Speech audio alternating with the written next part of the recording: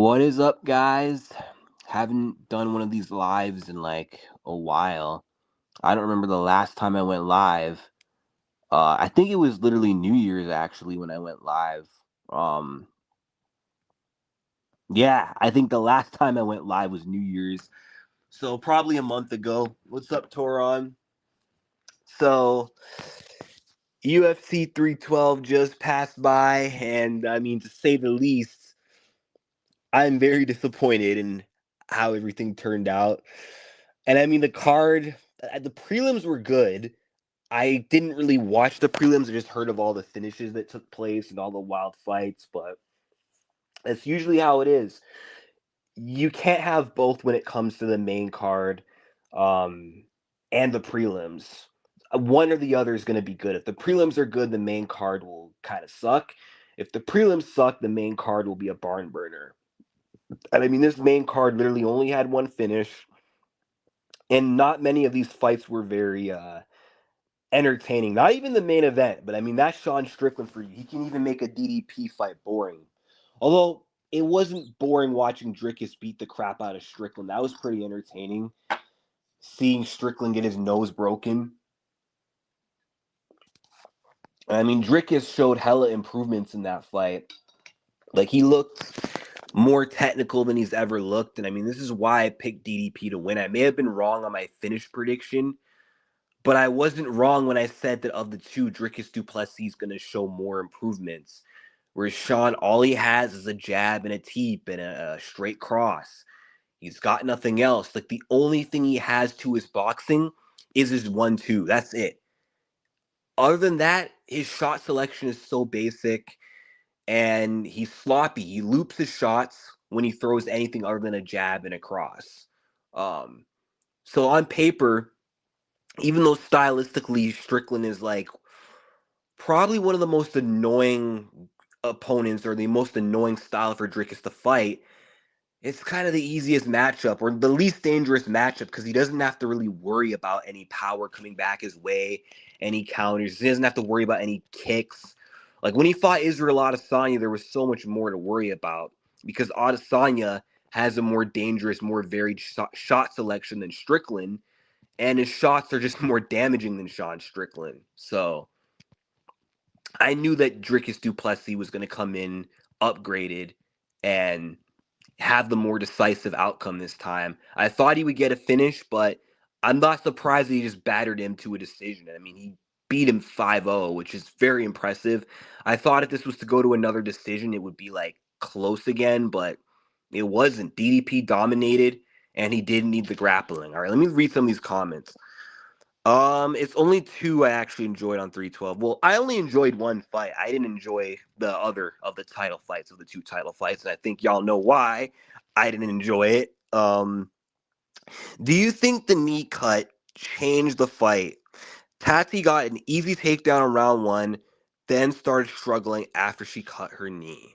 Yeah, I know these guys don't want to hear it. They're gonna just say I'm salty and coping. But I do definitely think that did play some dividends. It did definitely have a bit of an effect on Tatiana Suarez. Oh yeah, Matthew Prado was a okay fight. Yeah, I do think something was wrong with Tatiana in that fight though, and I'm gonna stand on that hill. I don't care if whoever's watching this has a problem with me saying that. I do think Tatiana got extremely unlucky, injuring her knee against the fence when she was about to trip Weili off balance and then ended up dragging Weili on top of herself instead, into the mount, which sucked.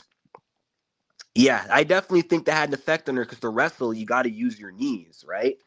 Um, and without being able to use your knees, it's going to be hard to effectively work takedowns.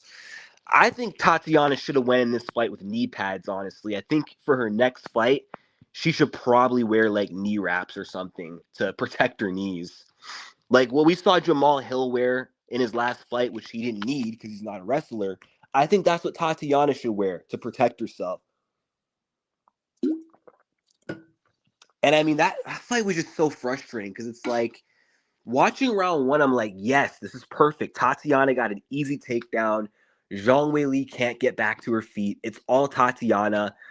And I had hope that as the fight went on, Weili would put up less resistance and she'd gas out from all the grappling. Sadly, it was the other way around. I mean, when that round ended, yeah, it was not wise of Tatiana to jump Gilly early in the fight like that. You know, like it wasn't the right time. She saw Weili get up while having her in the front headlock and she got excited and she chose submission over position instead of position over submission, which, I mean, it didn't cost her the round because she won the round on all three cards, but I mean, that round could have been just complete dominance had it not been for that one moment.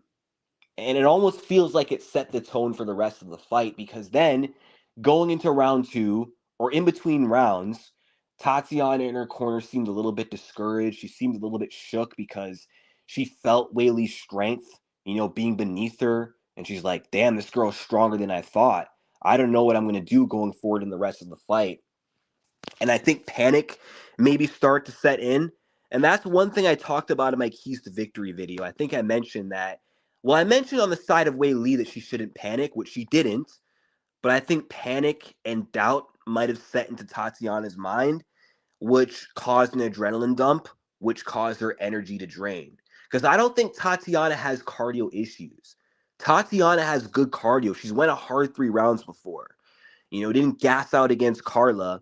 I mean, I know it's easy to not gas when you're in control and you're not the nail when you're the hammer the whole time. You're not really going to slow down.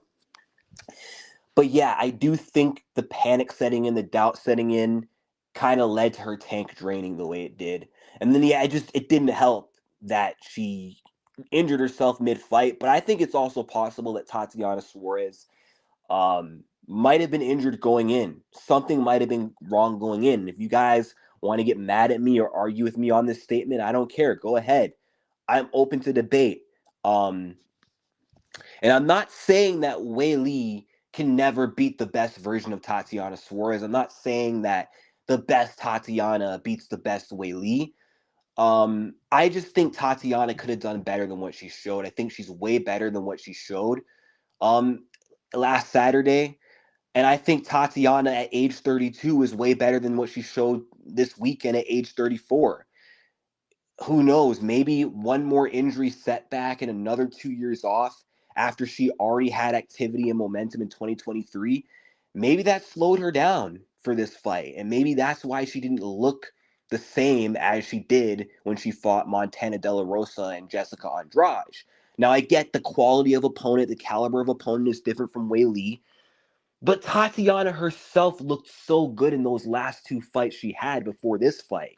You know, Weili looked great, but for as great as she looked, Tatiana looked so bad, and I don't think she looked as bad as she did because Weili looked so good, if that made sense. I think both at the same time could have looked good, and this could have been an extremely high level and close fight. And worst comes to worst, Tatiana could have lost a closer decision. Or she could have had a chance to pull through with the decision too. Um, I didn't watch the Cody Steele fight. I don't even know who that is. Because 312 was such an underwhelming card. Hardly any stars from Australia were on this card. I mean, we had the biggest names, the biggest known names in Australia who fought at 312 was Jake Matthews and who's the other guy, the light heavyweight dude, Jimmy Crute. Everyone else on that card were just kind of nobodies. Macy Barber said she got news.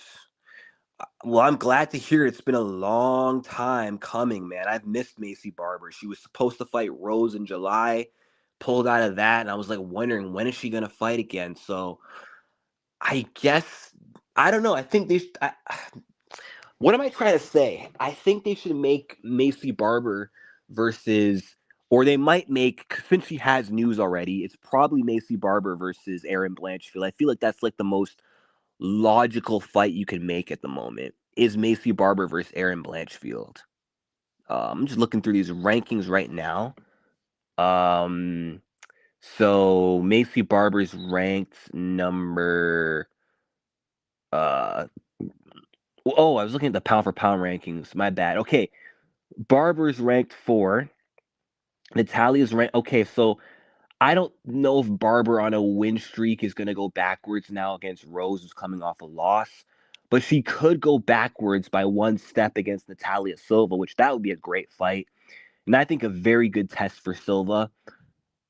But preferably, I think Barber's probably going to want to fight ahead of herself against someone like Blanchfield. And if she could beat Aaron, then she could be next in line for a title shot. Although there could be a logjam now at women's flyweight.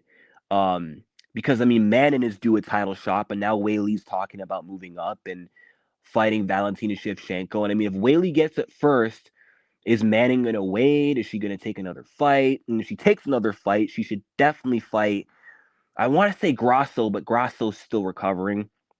So maybe Macy versus Manning. Or if Manning is next, um, well, then Whaley's going to get the winner of that. So Barber might also have to wait or take other fights in the meantime. But honestly, I know I said, and I stand by this, to go up and wait for Weili, she has to earn it by beating Tatiana, which she did. She beat Tatiana Suarez. She got through the test, passed it with flying colors like it was nothing. So if anything, she should move up in her next fight. But the problem is, because Valentina is out for a bit, we don't know when she's coming back. We don't know when she's gonna fight Manon. I think Weili should stay at strawweight for one more fight against the winner of Jandy Roba versus Yan Xiaonan. She'll easily beat the winner of that, and then I think beyond that point, there's really no one left. Like I wouldn't say beyond Tatiana, there's no one left. If Yan Xiaonan beats Verna, who Weili hasn't fought yet, then she doesn't need to fight Yan Xiaonan again. Even though the last fight was competitive, I still don't think Yan Xiaonan, and she's just not a fresh challenger. I don't think there's much interest to do a rematch, although she kind of did better than Tatiana, which is sad. Um, you could literally argue there's no one left, but they could still make Weili Xiaonan too, which wouldn't surprise me. But yeah, I guess stay at strawweight for one more defense. But if Verna wins, Verna's on a nice win streak. Fans are overrating her, even though she sucks and isn't that good. So she can go out there and end the real hype because Verna is the actual hype train. Tatiana is legit. She just lost to the best, and Tatiana is the second best. But beat Verna if she beats Jan, and then move up.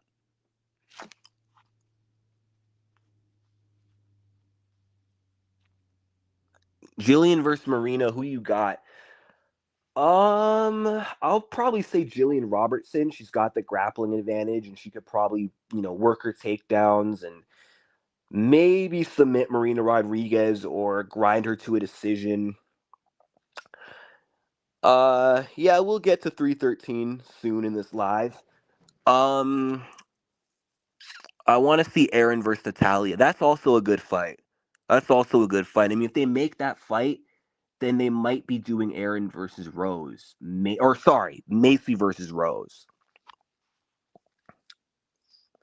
And yeah, I agree. Tatiana Suarez beats other girls in the strawweight division. And I know people are going to try to write Tatiana off and act like she was never that good or that she was overrated and that she sucks and she lost because she sucks. But people literally say that about anyone who loses to a dominant champ, especially in women's MMA. When you got someone who cannot overcome that Goliath that's standing in front of them, they suck, right? Juliana Pena, I mean, she became the champion, but the moment she couldn't repeat history against Nunes, automatically she got written off as a can. But then she won the belt back, but people still don't respect her. Um, the moment Alexa Grasso couldn't beat Valentina a second time and lost the trilogy, um, all of a sudden, there's people saying that she sucks and was never that good because Valentina got revenge. Because Irene Aldana couldn't beat Nunes, she sucks. Oh, because Tatiana couldn't beat Weili, she sucks, which I think is just unfair. Like people forget, man. Tatiana Suarez was 11-0, Literally, no one else at strawweight has been able to beat her. Okay, she ran through 3 former champions in dominant fashion. And I know people are going to put asterisks beside those wins. I mean, there's nothing you could say about Carla because Carla wasn't too young or too old. She was in her prime, arguably beat Claudia Gadelha one fight before Tatiana destroyed her. And then after that, she literally went on a 6-fight win streak. So that was a great win. Okay. Um, but then people will say, oh, well, Jessica was just showing up for a paycheck or was past her prime, which, true, Jessica is past her prime, but she's still a dangerous opponent. And I still think if they fight 4 years ago, Tatiana still beats her 4 years ago. Or, sorry, 6 years ago, because that's when they should have fought. Um, and then Grasso, yeah, Grasso was young and up and coming, but Grasso today still would not be able to stop all of Tatiana's takedowns. She's not Weili. She's not built like that. She's not doing Tatiana like that. So all 3 of those wins matter. All 3 of those wins count for something. Her formerly being undefeated counts for something. And it just sucks because now people are going to write this fight. They're going to write the Tatiana win off. They're not going to say that this is her best win. Even though I would say Tatiana is maybe like top two, one of Zhang Weili's best wins ever.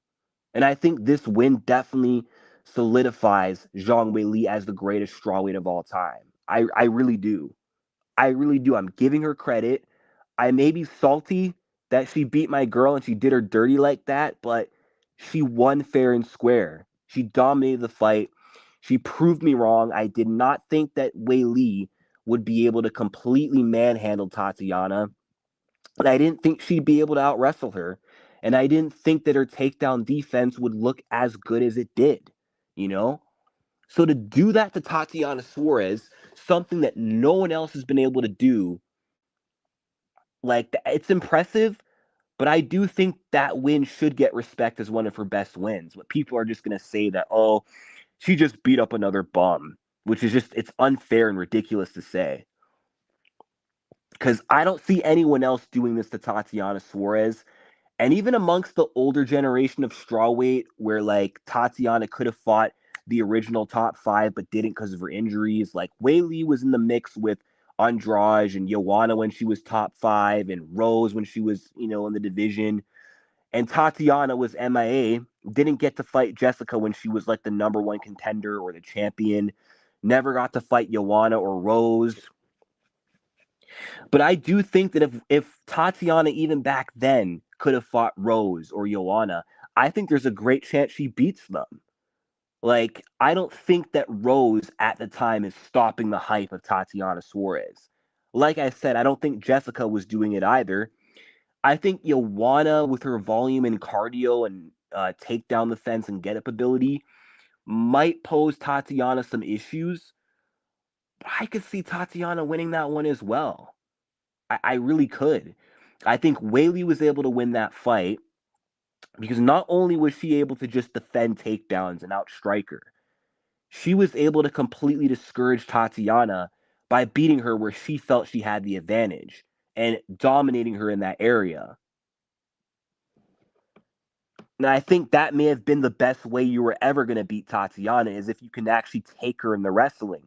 Because honestly, it's inevitable that Tatiana's going to get a hold of you. It's inevitable that she's going to lock her hands on you. And once she does, she's very good at throwing girls off balance, tripping them, and taking them for a ride. But Zhang Weili came prepared, but also was able to, again, take Tatiana where she's strongest and dominate. Do you think Rose would be able to do that to Tatiana Suarez? No. Joanna wouldn't be able to do it. Jessica already couldn't do it.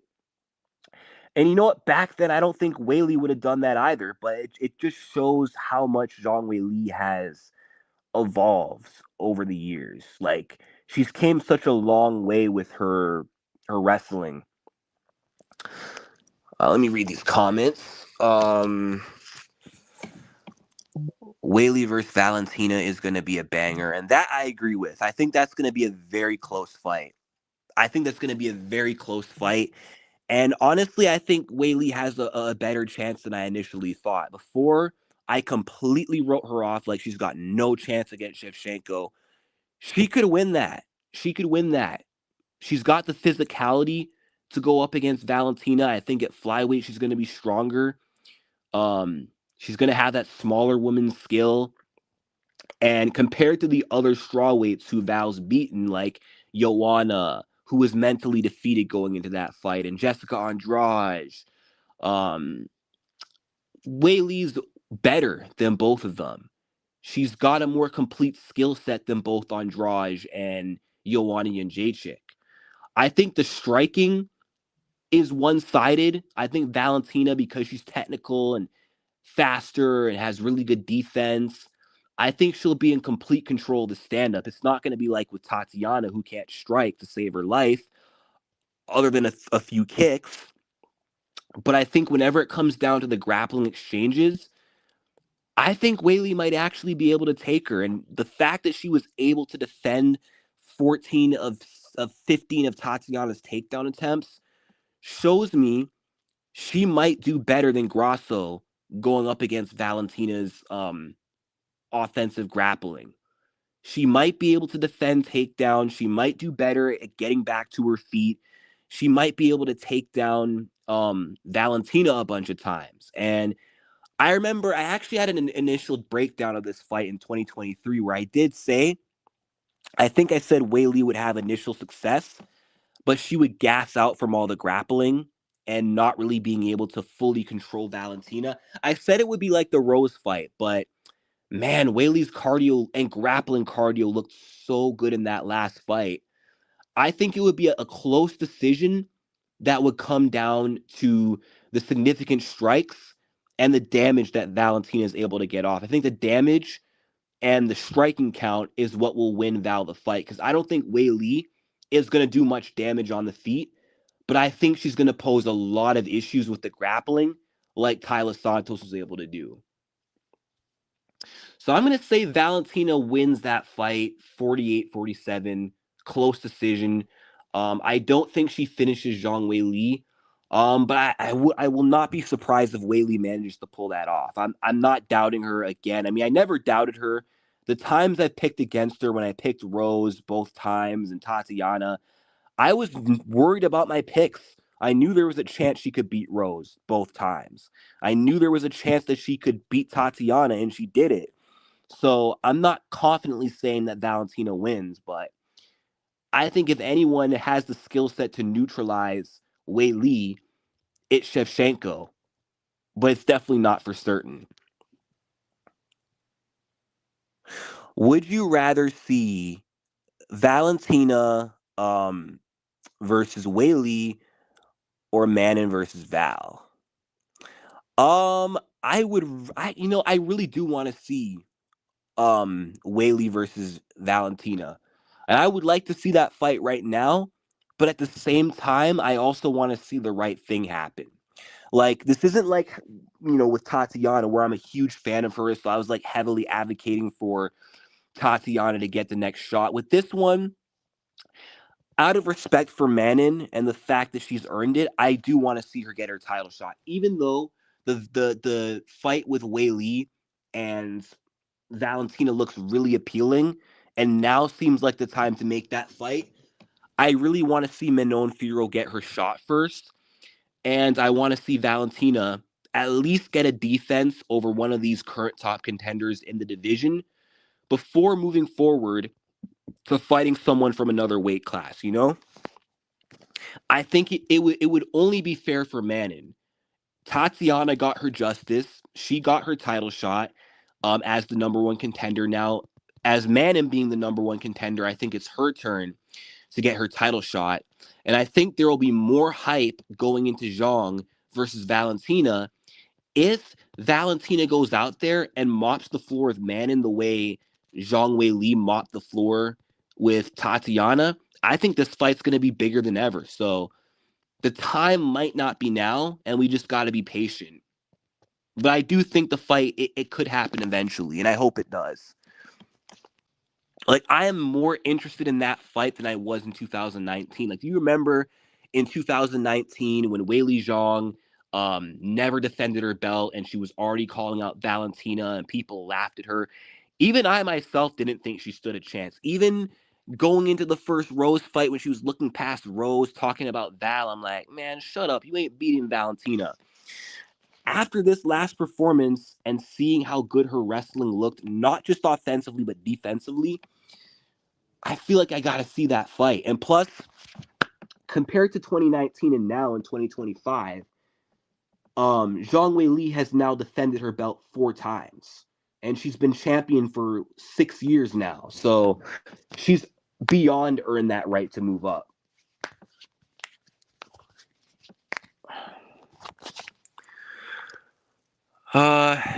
So Tatiana can still be champ if Weili vacates. I agree for sure. So Tatiana shouldn't give up. She can still out-grapple everyone else. On the feet, she should be able to somewhat strike with everyone else as long as they don't have Weili's speed.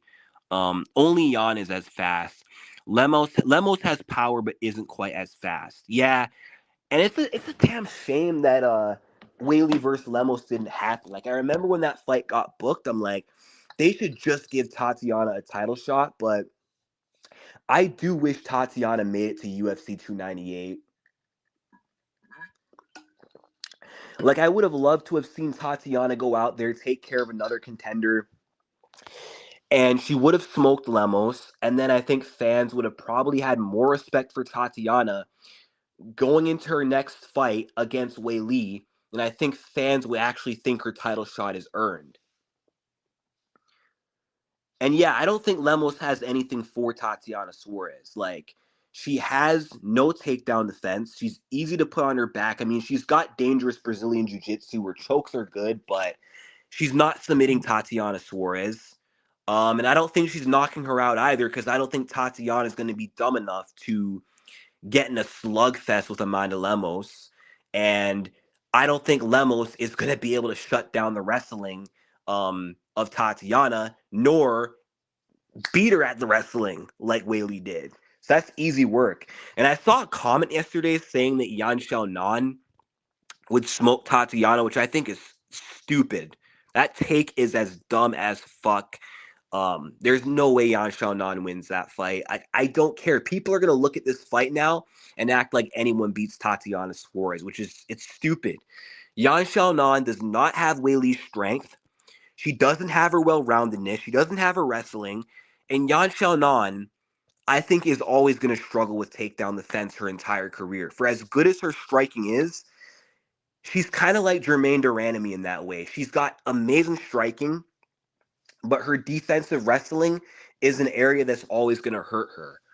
And against Tatiana Suarez, I don't think she's going to do any better. She might be able to survive, unlike the Carla fight, because she has improved, to be fair.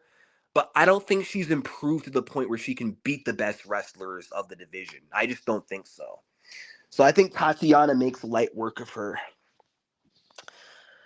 Dern could give Tatiana problems, though, especially in 5 rounds. Yeah, that's a fight that kind of worries me, honestly. Like, that's a fight that I know it makes sense. I don't want to see it right now because I fear that Tatiana could get caught in a submission. Like, I don't know, man. Like, not like, sorry, what am I trying? Oh, yes, Dern off her back is very dangerous. And last time I used that logic saying, oh, this girl who she's fighting is good on the ground, Rebus, and she couldn't submit strikers like Hill and Jan and Marina with lots of control time. How is she supposed to submit this person? Well, she defied my logic I used and she subbed Rebus. So I can't sit here and act like Suarez is above being submitted by Dern. Now the striking is interesting because I don't think either girl is really that good on the feet, but Dern is more comfortable. She's more comfortable and she's got a power advantage, and that's the key difference. Is Dern is not afraid to scrap. Like she will take you on toe to toe. She'll get in your face and she'll start swinging heavy shots, and they hurt. They do damage. Whereas Tatiana, she'll like throw with her eyes closed, or she'll just kind of back up, retreat, post her arms, and stay at kicking range. But the moment you can get Tatiana in punching range, she literally has nothing for you. And the moment that Dern is able to get past that kicking range, what is Tatiana going to be able to do other than post, retreat, and move away? Maybe throw some knees from the clinch. I think Dern might just outpunch her on the feet. And Suarez heavily relies on her grappling. She's never had to be in a position where she's the one stuffing takedowns and outstriking her opponent. She's usually always the one attacking with the takedowns. So I don't know. I mean, I hope that she could go out there and wrestle fuck Dern with no consequences. But I don't know. Her best bet might be strike, strike, strike, and outstrike Dern. Don't take too much damage and defend takedowns. And like maybe go for takedowns like towards the end of each round to mitigate any risk of getting subbed. Because like towards the end of the round, Dern's not really gonna have much time to work any subs. But I mean, outside of Zhang Weili and Mackenzie Dern, I'm confident that Suarez is a lock against anyone else in the division. I really believe that. Honestly, I don't think Tatiana's done. I just think it's up to her. And it's also up to her body as well, because I know she's like very injury prone. So I mean, I'm hoping that she stops getting injured, she can stay healthy so that she can be active. Because activity is gonna do her justice. So that's one thing that needs to be in check, but also her mind too. Like, because I know the way she lost that fight to Weili was very discouraging because she didn't just lose, like, she got dominated. And it's not like she got all her takedowns defended and only lost on the feet. She literally got babied around and out wrestled after doing all this talk saying that Weili's not going to be able to bully me. And if she tries to wrestle me, I'm going to choke her out. I'm going to dominate her if she tries to wrestle me. And then she got completely owned where she said she would own Weili. That's gotta fuck with you mentally. And I do kind of worry. I kind of worry for Tatiana in that sense. Like, how is she gonna mentally recover from that loss? If she can recover mentally from that and come back stronger and not let that discourage her, and maybe like sees a sports psychologist too, since like this is her first career loss, if she can overcome those demons of this last loss and stay healthy, I think she's going to continue to be a problem at strawweight. Let me see. Um, I think Jillian loses to Dern and Verna. Verna stuffs Jillian's takedowns and wins the striking. Dern out grapples her and takes her down. I agree. I think Mackenzie Dern is like a better version of Jillian Robertson.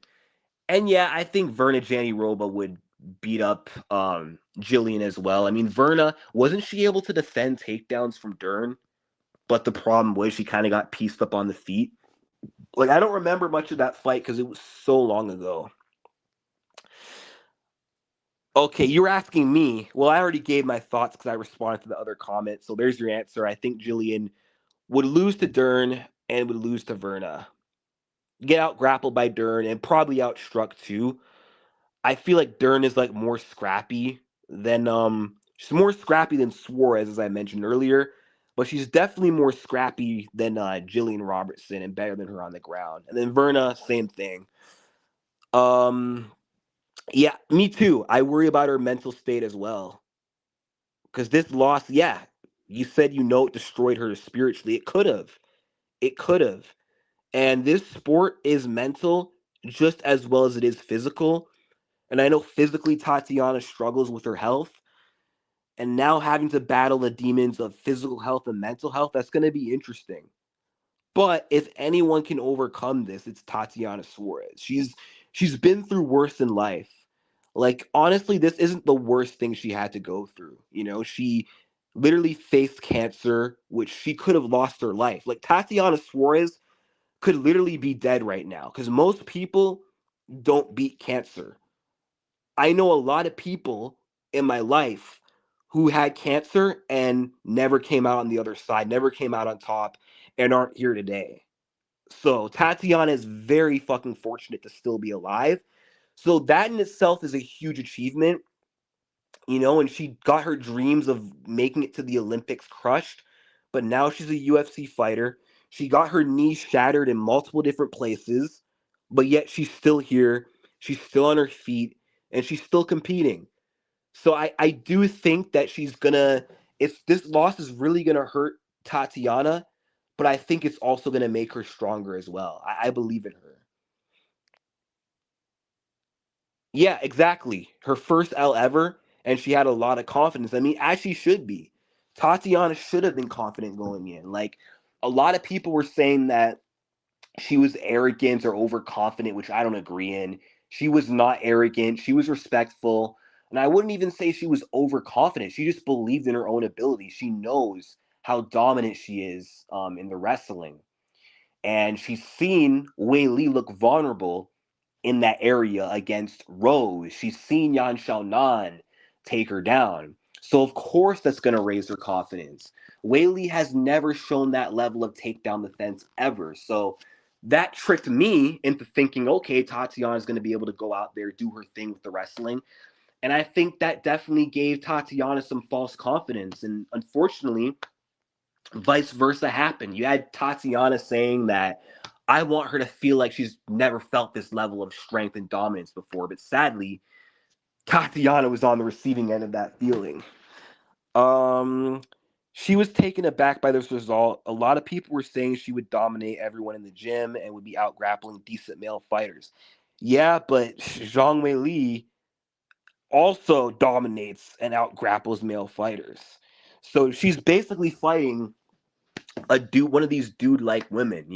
I mean, she fought Jessica Andrade and dominated.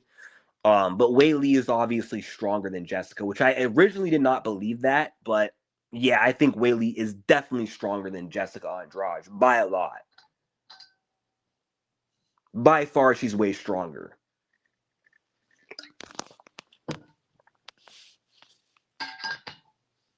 And I mean, a lot of these female fighters who kind of have that dyke energy are really hard to beat. And I don't know if Weili's actually a lesbian. I mean, she's got the short hair like a lesbian. She's got that lesbian strength in the octagon.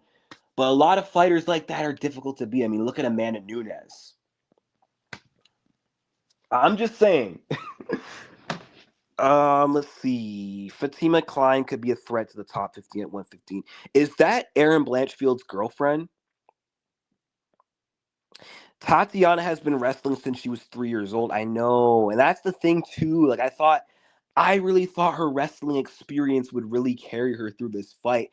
And I didn't think that Weili being stronger was going to be able to, like, stop Tatiana from being able to do her thing. Now, again, I do feel like something was wrong with her going into this fight.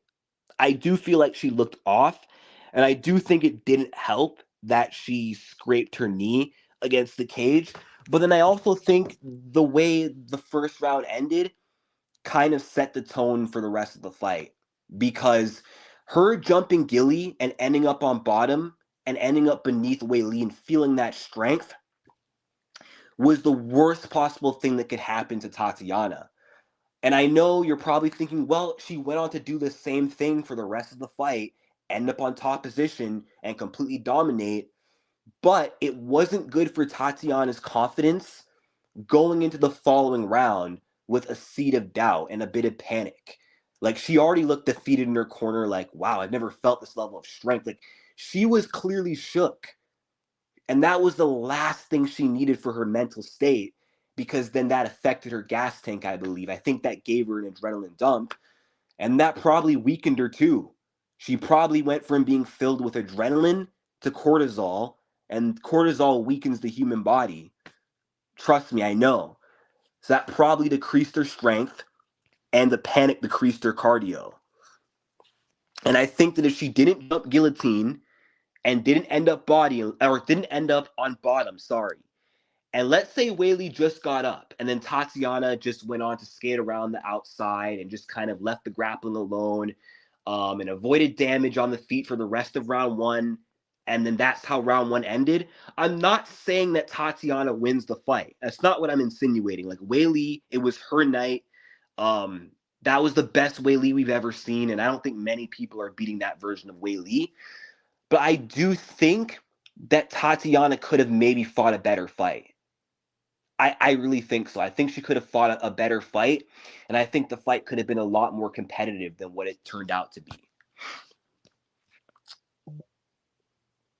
Tatiana doesn't have the experience in these types of fights. And that's true. That is true.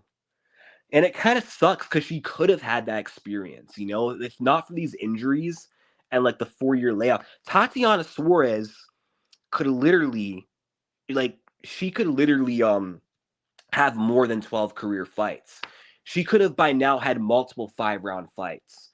Like, I think that if she would have fought Jessica for the belt, she finishes her inside 2 rounds, but then say she fights Joanna and Jacek in her first defense. I think in that fight, we're going to see Tatiana Suarez going 5 rounds for the first time ever and having her cardio tested. And I think she wins that fight, but I think we would see Tatiana's toughness and will and cardio tested. And I think against Rose, that fight gets dragged out in the late rounds too, and that's probably a decision kind of fight as well. So I think if she didn't have those injuries and she could have finished Andrade for the belt and then got defenses against Jędrzejczyk and Namajunas, then going into a potential fight with Zhang Weili, she would have already had more confidence and more momentum and more experience. And there wouldn't be this narrative of, oh, well, Tatiana doesn't have that 5-round experience. Like, her career would have been so much different if not for that stupid neck injury and the knee injury. It really would have been. Like, it's so unfortunate. Like, Tatiana in life has been dealt unfair cards. Like, she could have been the champion. She should have been the champion. Jessica Andrade was the easiest stylistic matchup for Tatiana to take the belt from because Jessica is so beatable. Arguably, Jessica Andrade never should have been champ to begin with. She kind of fluked that title win, and she was never defending that belt no matter who she was fighting next, whether it was a Rose rematch or Joanna or Tatiana, and then even Weili. She was destined to get, done bad in her first defense. So it is sad and it is annoying that things worked out the way it did because she could have been champ. And I'm not trying to say that Weili would have not been able to take the belt from Tatiana. It's possible. Although I do think Tatiana would have beat her back then. Still, and that's just because I don't think Weili at the time was as developed or as so far evolved in her wrestling skills as she is now, right? And she wouldn't have been as confident then as she is now. But even say Weili were to take the belt from her, at least Tatiana could have been the champion with a couple of title defenses. But instead, she gets unlucky, gets injured. Weili takes her place, takes the belt, and Tatiana takes ages to recover. The belt changes hands like 2 to 3 times from Weili to Rose to Carla to Weili again. And then by the time Tatiana finally comes back, Weili is like the best version of herself, the most dominant she's ever been. And just by this point, not losing the belt anytime soon, right? And by that point, it's almost like Tatiana's chances to win the belt were slimmer than they've ever been.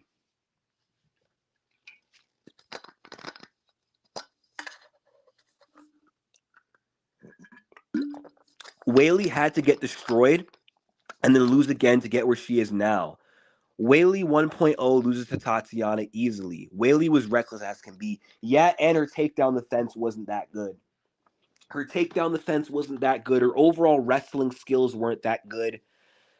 I feel like Weili kind of, like, is it just me or does Weili kind of fluctuate in strength in some fights? Because some fights, it's like she doesn't seem that strong or that powerful.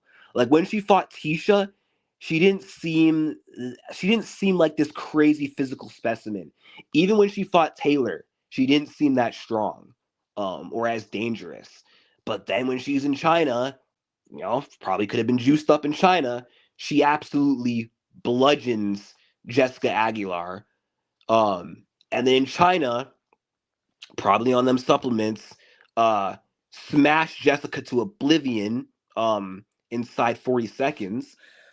And then in America, I mean, Weili in the US against Joanna looked pretty damn good and powerful, but I don't know. I just feel like in some fights she doesn't look as strong as she did this weekend. Like even against Rose, she looked strong in that second fight, but didn't look like she would be able to ragdoll Tatiana Suarez like that.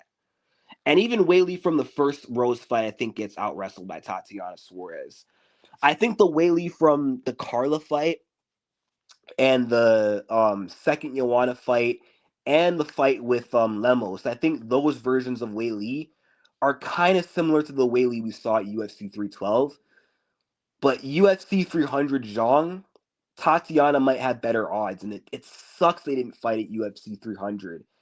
Because I think personally, if Tatiana Suarez got the next title shot instead of Yan Xiaonan, and they made Yan Xiaonan versus Lemos instead, and they made Yan have to take other fights, and say Tatiana doesn't re-injure her knee and need another surgery, I think Tatiana coming off the Jessica fight more recently, going into the Weili fight, like let's say she's 9 months removed from the Andrade fight, not a year and a half, like 9 to 8 months or 6 months removed. And then she's fighting for the belt against Zhang Weili, and that version of Weili at 300, it's very possible that Tatiana Suarez might be the strawweight champion right now, or she might win this go around and then lose the rematch to a hungrier, stronger, more motivated Zhang Weili, like what we saw in the last fight. And you know what's funny about that? Speaking of UFC 300, I remember a lot of people were saying Weili has been looking lackluster lately, and that might speak to Tatiana's chances. But for me, I was actually careful to not fall under that narrative. It felt like a trap narrative because I knew that even though Weili looked bad at 300, it could have been a mix of things. It could have been Yan Xiaonan is better than what we thought. Stylistically, Yan Xiaonan is difficult with her striking, but Weili also could have just had an off night. I didn't want to go out there and think this could be Weili declining. Because when I thought that about Amanda Nunes when Pena beat her, when I thought that about Valentina when Grasso beat her, we saw how the rematches went. So I knew there was a chance that Weili was going to come back against Tatiana and come back better than her last fight. And I had hope that Tatiana would still be able to take out the best version of Weili, but I guess not.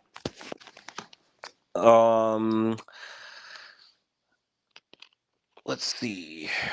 Yeah, wrestling at 3 years old, got beat in her own game. Weili just picked up wrestling a couple years ago. Yeah, and that's insane too. It kind of reminds me of GSP because George St. Pierre was a striker, or more so just an MMA fighter overall. And then he picked up wrestling very quickly and then became one of the most dominant wrestlers in MMA. And we're seeing the same thing with Zhang. Who has better wrestling and grappling, Valentina or Tatiana Suarez? Tatiana Suarez for sure. Although I don't think Tatiana beats Valentina, and Valentina probably does something similar to what she probably does something similar to what Weili did, but not because she's a better wrestler slash grappler. It's just because she's a better MMA fighter with more MMA experience, and she's probably stronger than Tatiana Suarez, and I think that would play a factor, like it did for Zhang Weili. And word spread around with training partners. A lot of pros pick Tatiana. These people spread knowledge to each other through all training partners. Merab and Patchy Mix are good friends, and with how confident Patchy and Tati were, I was thinking that Merab maybe gave them some insight on Weili's abilities and strengths because Merab grappled with Weili. And he might have. He might have, but wasn't Merab like, I've seen him interact with Weili a lot too, so he might have been playing both sides. Weili is a workhorse. Yeah, I said that about her on my old channel 5 years ago, going into the first Joanna fight. And yeah, she has been through a lot of tough fights. She's definitely, that's the thing, that's the difference between Weili and Tatiana, is Weili is used to being the nail. She's had those losses to Rose. She had that split decision to Joanna where she almost lost her belt. And she's only came back stronger from these fights where we've not seen Tatiana face much adversity other than round 3 against Nina Ansaroff. aside from that, she's been so dominant. She's been used to being the hammer. So this is like an interesting turning point in Tatiana Suarez's career.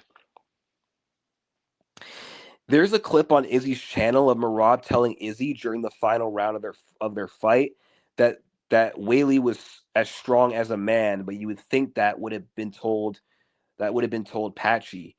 Yeah, I don't know why Merab wouldn't have warned them about that, but I believe him. She's probably stronger than most of the men that Tatiana outgrappled. What if they do Manon? Hold on a second. Well, I'm trying to read this comment. What if they do Manon versus Val first? Manon wins. Do you think Weili will still move up and fight Manon for the belt?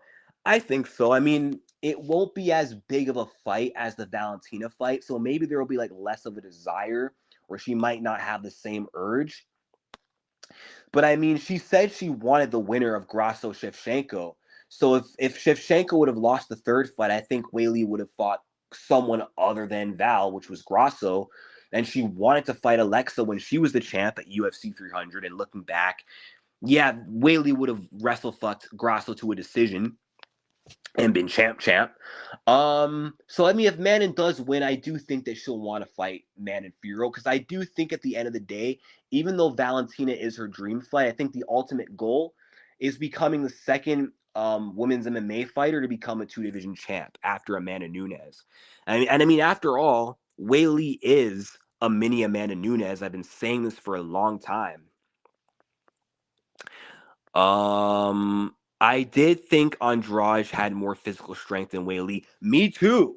That's why I was confident that that Weili could handle, or that Tatiana could handle Weili's strength. I thought this because Jessica Andrade is used to picking up and slamming girls, and Rose Namajunas couldn't hold down Jessica when she took her down. Jessica got up quickly. And I thought that's because of how strong Andrade is, because she's so hard to like hold down. But Zhang Weili, when she gets taken down, she's like a turtle. She's on her back and she can't get back up. So I thought, okay, that means that Andrade is stronger. But I guess that just meant that Andrade, skill-wise, just has or had better get-up ability. But then over time, Weili improved that. Rose win over Weili is like Mayweather's win over Canelo. Yeah, except he's stayed undefeated since. That sounds more like Michael Johnson's win over Dustin Poirier, or the other guys that Michael Johnson beat. But it is crazy that Rose beat Ioane and Jacek twice. She beat JJ twice and Weili twice, but then lost to Carla Esparza and lost to Jessica Andrade. Two fighters who arguably never should have been champ. For Carla, she was already champ, but she never should have been champ again. And I think Andrade, good fighter, but she's not that good. She's not one of the best. I mean, she kind of is. Maybe for that era, you could say she was one of the best in the division. Maybe even top 3. But Andrade isn't really a champ material kind of fighter. That's why she couldn't defend her title against the number 7 ranked girl at the time, because she's not good enough and she wasn't meant to be there. So that was kind of the universe correcting itself. And I mean, the only reason why these girls got to the belt is because Rose Namajunas, mentally, like Joanna said, is unstable. And she's very inconsistent and she's very unreliable. When she's on her absolute A game, pound for pound, she's like one of the best female fighters on planet Earth. And then after having one of her best wins, she decides the pressure is too much and then ends up giving away the outcome to someone she should have beaten, which is really annoying. I hate that. And it kind of leaves me wondering, if Rose Namajunas was mentally stable and consistent and didn't have all these problems and didn't have poor career decision making and stayed at strawweight, it leaves me wondering who right now between the two would still be on top. Like, I wonder if Weili would have eventually went on to dethrone Rose to get the belt back in the trilogy, or if Rose, considering her staying mentally stable and consistent, and when she's in that state, she's at her best, I wonder if Rose would have been able to pull a Holloway Volkanovski and go 3-0 over Weili. And I wonder if it would be a thing of, for years, Rose is the dominant champ and Weili's just the dominant number one contender. But in the words of Kanye West, I guess we'll never know. But actually, I want to know your guys' opinion. If Rose Namajunas showed up mentally against Esparza and smoked her as she should have and won that fight, what would both their careers look like right now in terms of a championship or being a title holder? Who right now would still be champion? Who would have went on to win the trilogy? And who would be the dominant number one contender and who would be the dominant champion? Yeah, Weili definitely learned from her losses, and I think Tatiana will too. I mean, I know it's not ideal because Tatiana's very late in her career. Tatiana's 34 years old. It's not like if Tatiana would have lost her first title fight, let's say when she was 28 years old and didn't get injured.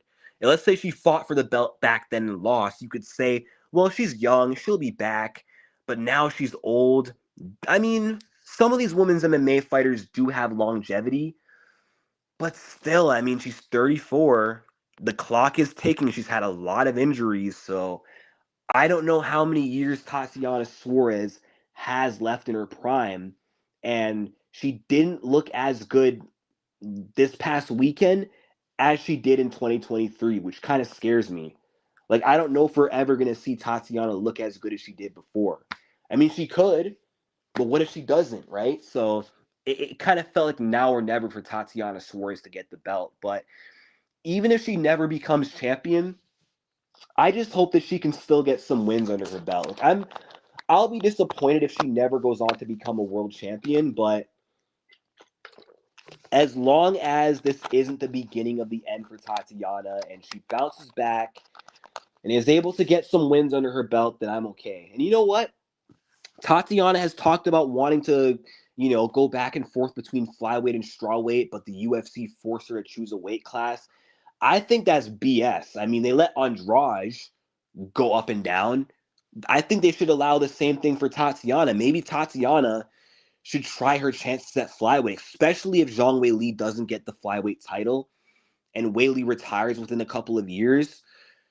I mean, Tatiana could maybe make a run in the flyweight division. I think Tatiana at flyweight's probably healthier, stronger, more filled up. I think she beats Grasso again. I think she has a chance against some of these top contenders. And she's going to have that smaller woman's skill. So I think, maybe at some point she should try her chances up a weight class. Yeah, I agree. She doesn't have Weili's technique or skill or athleticism. Weili's unit of coaches is the best in the business. True. Tatiana's coach is her downfall. Coach Tatiana's coaches is her downfall, or Tatiana's coaches is her fiance, or her coach is her fiance. In her downfall. How though? How? Like, I don't see Patchy Mix as another Pat Barry. I mean, Patchy Mix literally taught Tatiana the guillotine. Like, she learned that from him, and she got 2 finishes in her last couple of wins via guillotine. So I think she kind of improved her sub game because of him. So I don't know how he played part in her loss. Like, you could explain that to me though. I would love to know. Weili wouldn't be fighting like that at 300 if she was fighting Suarez. Different game plan. I understand that, but Weili might have not been her best self regardless.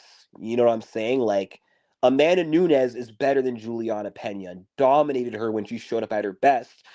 But when she showed up at her peak, or sorry, she dominated the second fight when she showed up at her peak. But in the first fight, when she wasn't at her best, it allowed Pena the chance to win the fight.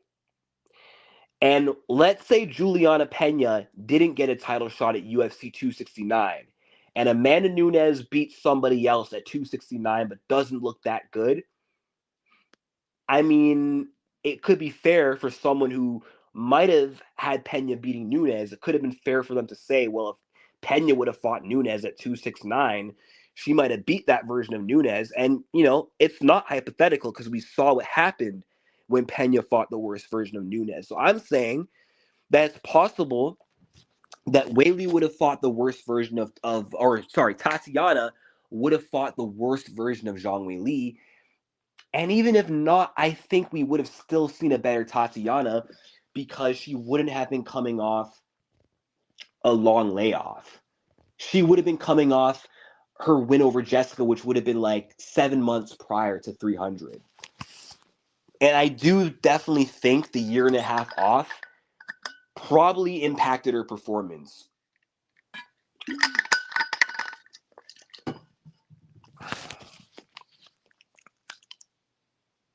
If your significant other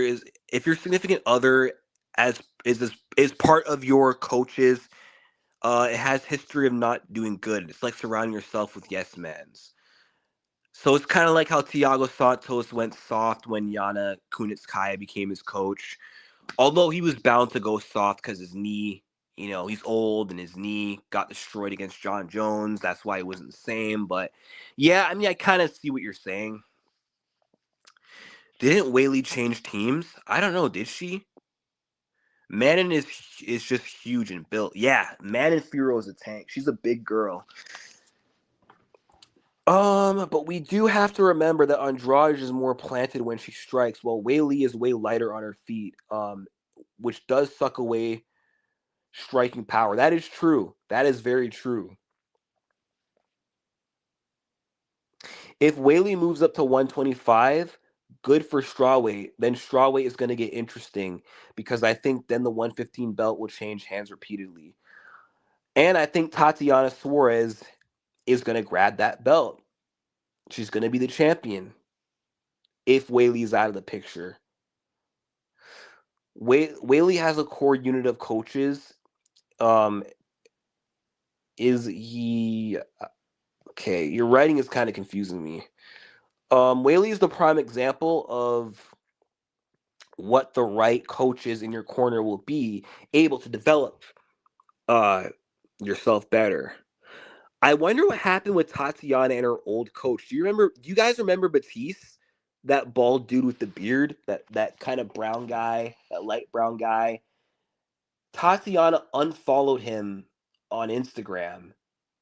And yeah, they fell out. I don't know what happened. Like in between the time of UFC 238 and then her comeback, it's like they're not in touch. She has a whole new team now. So I wonder what happened.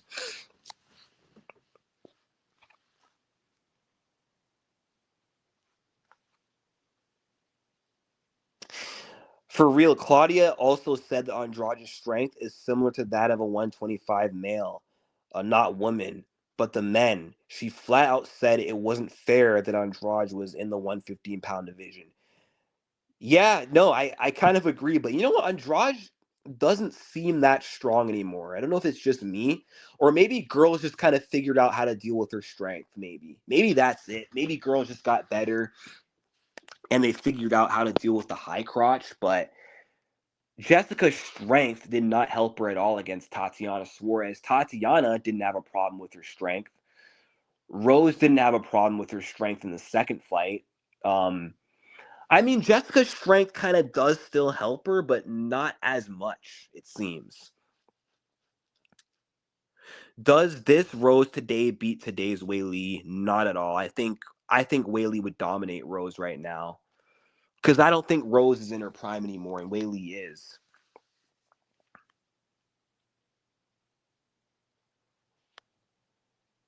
What happened, bro? Yeah, I'm disappointed. No filter.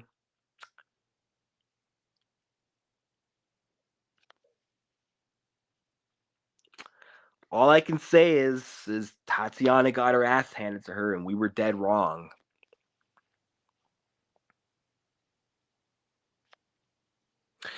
Well, hopefully Tatiana from here on out can get active, and then she can be granted that privilege to go back and forth. Um,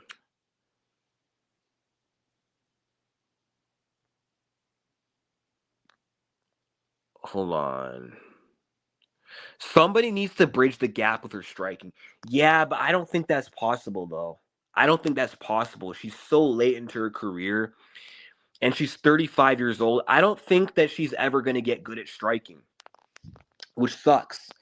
I feel like if she was ever going to be good at striking in any kind of capacity, striking should have been something she worked on when she first started her MMA career.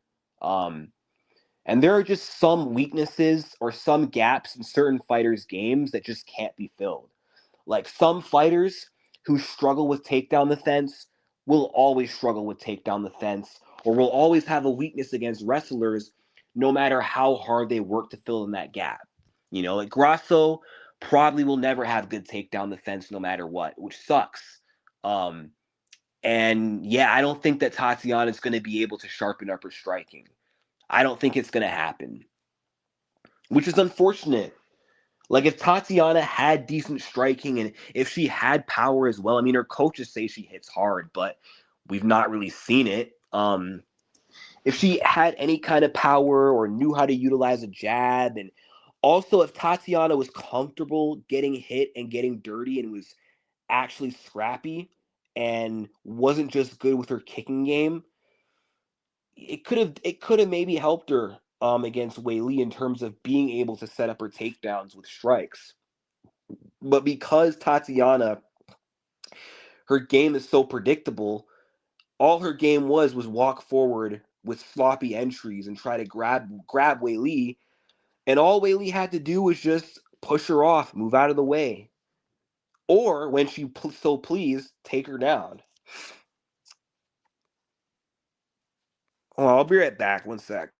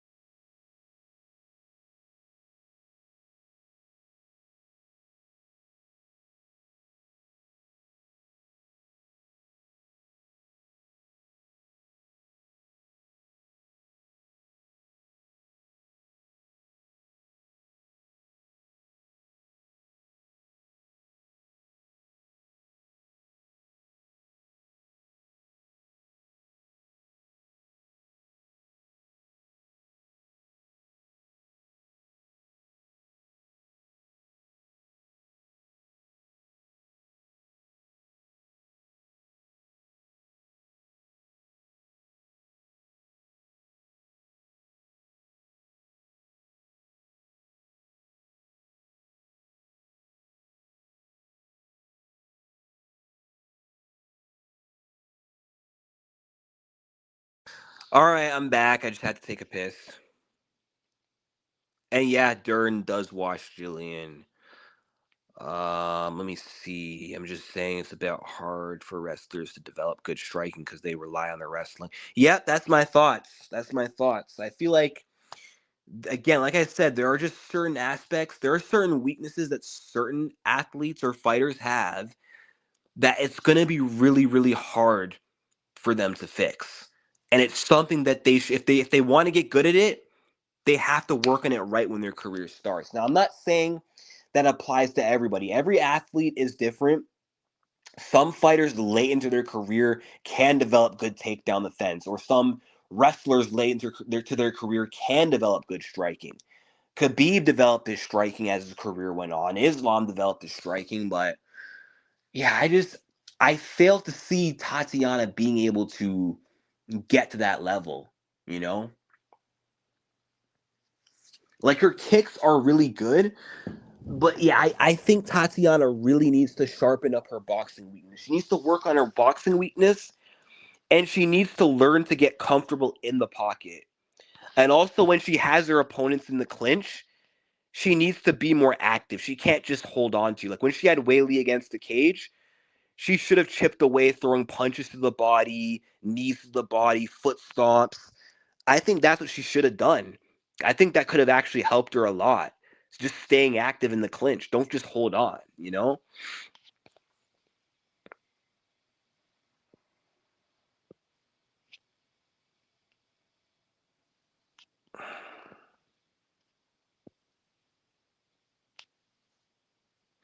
Yeah, exactly. Tatiana does not commit to throwing her punches. And she like boasted about outstriking Andrade, but Andrade is not that hard to outstrike. And I mean, she mainly only outstruck her from throwing a lot of kicks. And then she cut her with a cross. That's it. But whenever like there was a chance to throw a punch, she would kind of retract it. Yan beat Suarez. I couldn't disagree more. I couldn't disagree more. I don't see how Yan Xiaonan wins that fight.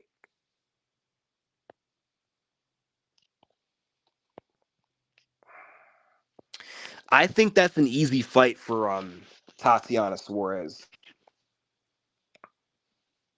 because I don't think that she's gonna be able to. Yan Xiaonan is a better striker, of course. Like she kicks Tatiana's ass on the feet, but I don't think that she's gonna be able to just stuff all the takedowns like that. And she's not going to be able to overpower Tatiana physically. And I don't think she's going to be able to get up when taken down. I think the problems that she ran into when she fought Carla, she's going to run into those exact same problems against Tatiana Suarez, I believe.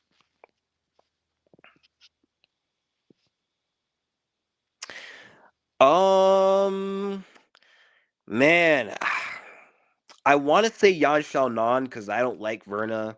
I think she's overhyped. And I hate that people respect Verna more than they respect Tatiana. I think it's just dumb as fuck. But Verna will probably outgrapple her to a decision. But I mean, Jan does have a chance. She could make it interesting, but I don't know. I just worry about Jan's weakness in her ground game and takedown defense.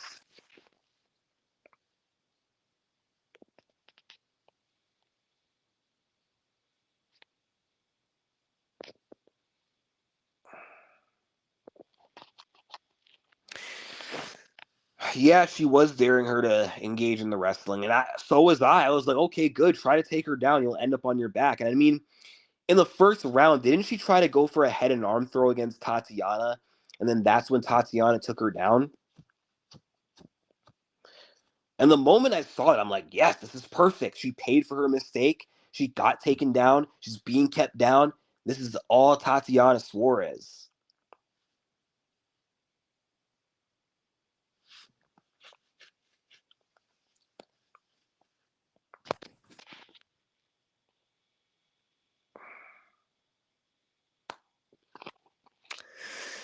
But I remember making this video in August of 2023. It was after Tatiana beat Jessica, and it was after Weili or it was like a week before Weili was to fight Lemos. And I said that both Tatiana Suarez and Zhang Weili are like the embodiment of dominance, and no one at strawweight is beating them other than each other. I said no one beats Weili except Tatiana. And I said no one beats Tatiana except Weili. And I said for both sides, whoever wins that fight, if Tatiana wins, no one's beating her. And I said if Weili wins, no one's beating her. And I still believe that to be true. I believe now that she's beat Tatiana, who should have been the next best style to beat her, I don't think any of these girls have any hope or any chance of beating her. Like Verna has a lot of hype. I think she gets dog walked for 5 rounds like Lemos did. I think she'll show her toughness, but she'll get completely outstruck and she'll get completely outgrappled. No problem. And even still, I don't think anyone else is going to be able to deal with Tatiana Suarez. I think people are going to believe that Tatiana's beatable now. Well, she's beatable. People will believe that now anyone could beat her. But Tatiana will come back and remind everyone. I think she's going to have a big comeback. I don't believe this is the end of Tatiana Suarez. I think she's going to process this loss. She's going to go back to the drawing board and she's going to come back stronger. Unfortunately, it just wasn't her night. You know, she fought the best in the world, the best in her weight class, and she wasn't good enough to get the job done. But you know what? I'm glad the fight happened, and I've always said that if there's anyone I would be okay with Tatiana losing to, it's none other than Zhang Weili. Like, when she was supposed to fight Verna and Lemos, I'm like, she can't lose this fight. When she was to fight Jessica, I'm like, she can't lose this fight. She's better than all three of these girls. She's got to get this win. She's got to get the job done and earn a title shot. But going into the Tatiana fight, the Weili fight, other than her other than her undefeated record, she really had nothing to lose. Tatiana had nothing to lose. Weili's the one who had more to lose going into this fight. Weili, the things that she had to lose was her belt again, and also an opportunity to move up and chase champ status. Like if she would have lost that fight, she could still move up, but she's not getting an automatic title shot. So she could have lost those opportunities if she would have lost to Tatiana Suarez. For Tatiana, all she had to do was defend her undefeated record. That's it. And win the belt. And it didn't happen. But Tatiana, she bet on herself and she dared to be great. And it didn't go her way, but until next time. And she didn't lose to a can. She didn't get dominated or outclassed by just anybody. She got dominated and outclassed by Magnum Zhang Weili, who's right now a dominant force to be reckoned with. I remember that video vividly. Yeah, I was spitting facts in that video, no filter, wasn't I? Weili beats Valentina. She could. She could. And yeah, Weili would definitely outgrapple Jillian. She'd easily win that. Yeah, no, I mean Tatiana's chin is as good as it looks, you know. So she got a big chin and she could take a big shot. I mean, I was kind of worried, you know, the bigger the chin, the bigger the target, but no, the way it's built, she can take a hell of a shot. Yeah, she made her look sloppy because that's how good Yan Xiaonan's striking is. She's fast and accurate. Weili's striking compared to someone like Tatiana is going to look super sharp and technical, but against someone like Joanna or Rose or Yan Xiaonan, her striking's not going to look as good because she's more of a technical brawler than just an overall technician like that on the feet, you know? She's technical, but she swings for the fences more so than not.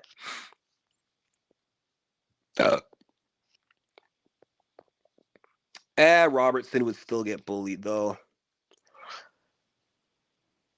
Do you think Tatiana should have took a tune-up fight first before Weili? Yeah, I think so. I do think it's unfortunate that she pulled out of the Lemos fight. And I also think it's unfortunate that the Verna fight got canceled. Now looking back, part of me does wish that Weili got the chance to fight the winner of Grasso Shevchenko if Val didn't get injured. And I wish that Tatiana could have got that fight in there at UFC 310 in 2024 against Verna, because she would have at least had another win under her belt. She would have kept her momentum going and her confidence up. So I do definitely think it would have been good for Tatiana to be active between the Jessica fight and the Tatiana Suarez fight. Or sorry, the Jessica fight and the Zhang Weili fight. That would have been really good for her career, not coming off a 1.5 year layoff. So yeah, I would say so.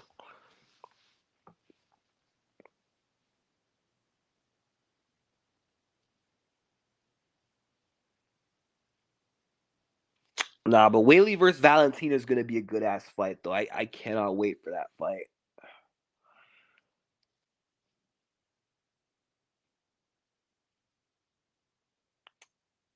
And you know what else is going to be a really, really good fight whenever it does happen?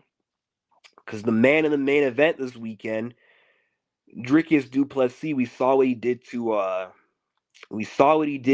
Sean Strickland, pieced his ass up for 5 rounds. After Sean Strickland made a pact for him to not wrestle, he's like, be a man, strike with me. And DDP is like, okay, bet. Struck with him, broke his nose. Now we know the next fight to make is himself versus Khamzat Chimaev. And that's going to be a crazy fight. But I don't know if I would confidently pick Khamzat to win that anymore, because this has been a cursed year for undefeated fighters, especially in title fights.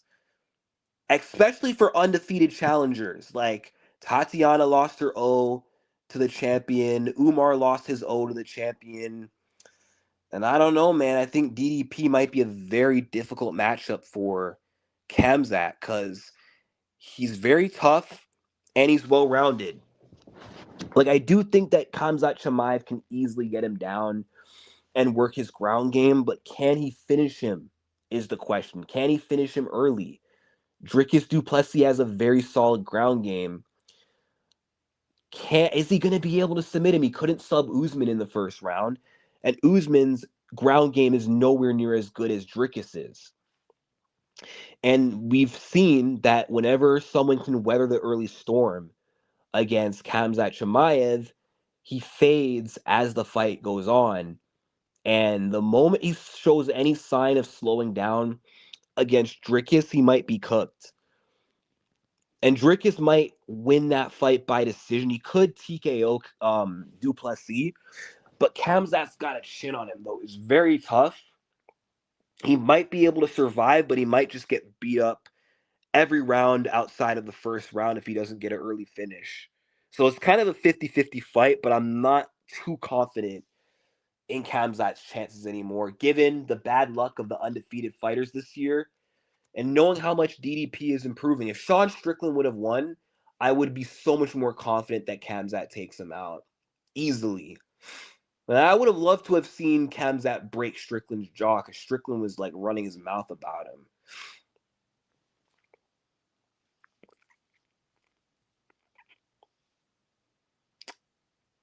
Let me see.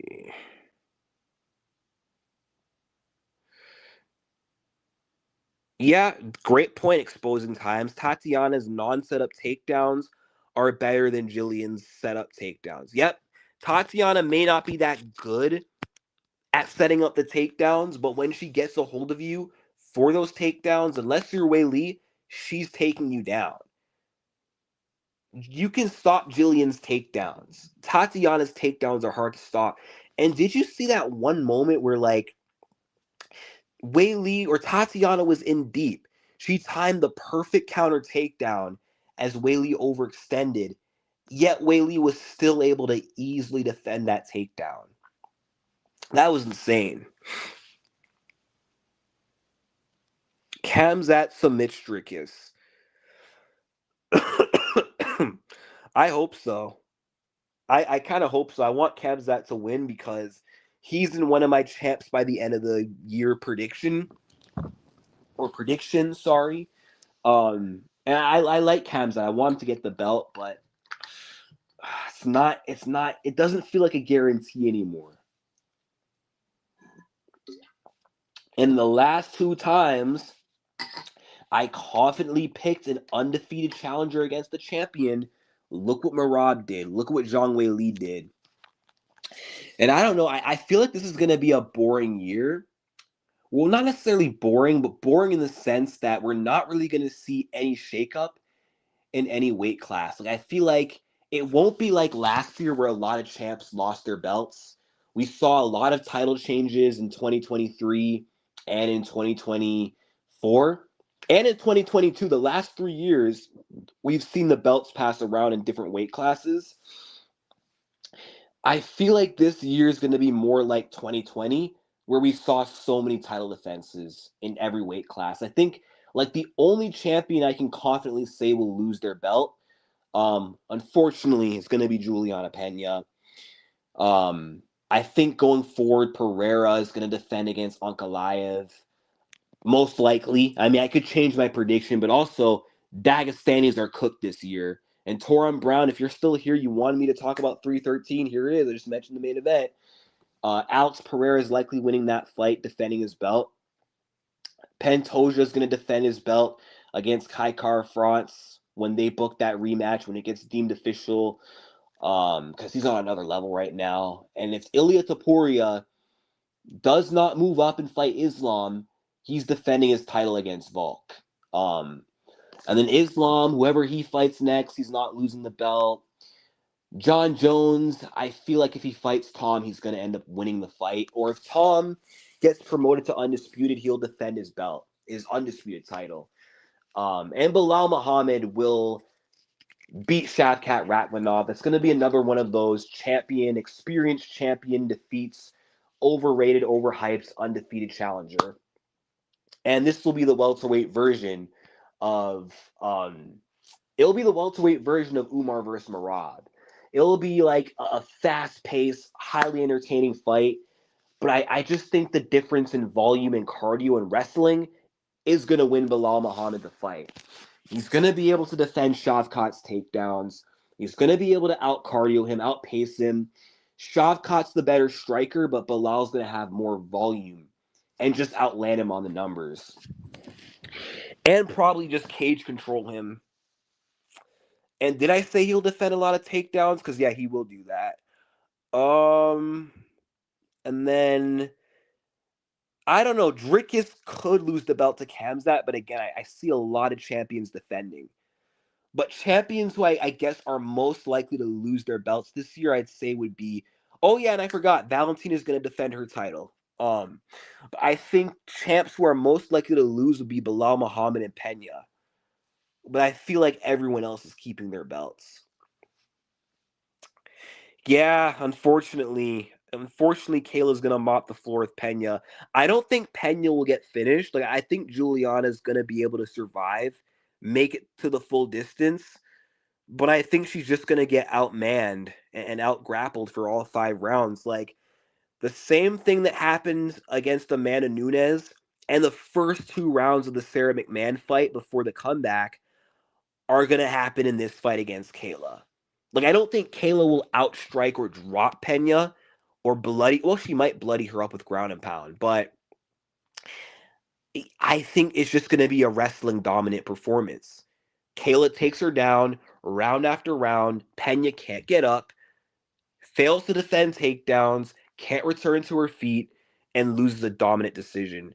And oh my God, I pray that Amanda Nunes doesn't come out of retirement and become Pena's first defense again. I cannot afford to relive that nightmare. I know Amanda Nunes does not like Pena and would love nothing more than to take the belt off her again. But please, Amanda, do me a solid. Wait for the winner of Pena Kayla.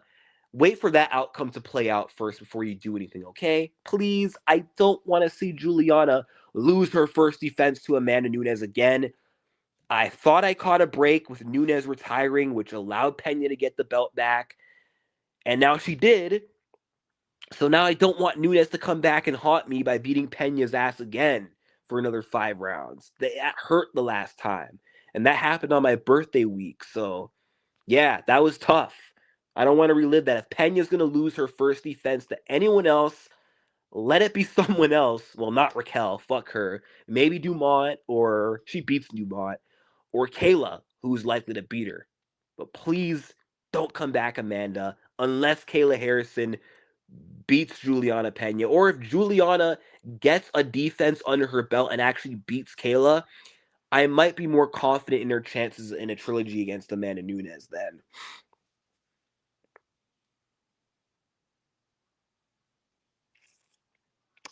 I think it's 50-50 too, but what if Manon beats Val? Do you think Weili would still move up and fight Manon? Yeah, because most people wouldn't care about her fighting Verna. I agree. I agree. And like I said she wanted the winner of Grasso Shevchenko 3. And before that trilogy was booked, Weili was open to fighting a different champion who was Grasso. So who's to say she wouldn't want to fight someone else who beats Valentina Shevchenko? Like I said, at the end of the day, for as much as she wants to fight Val, I think the ultimate goal is to become champ more than anything.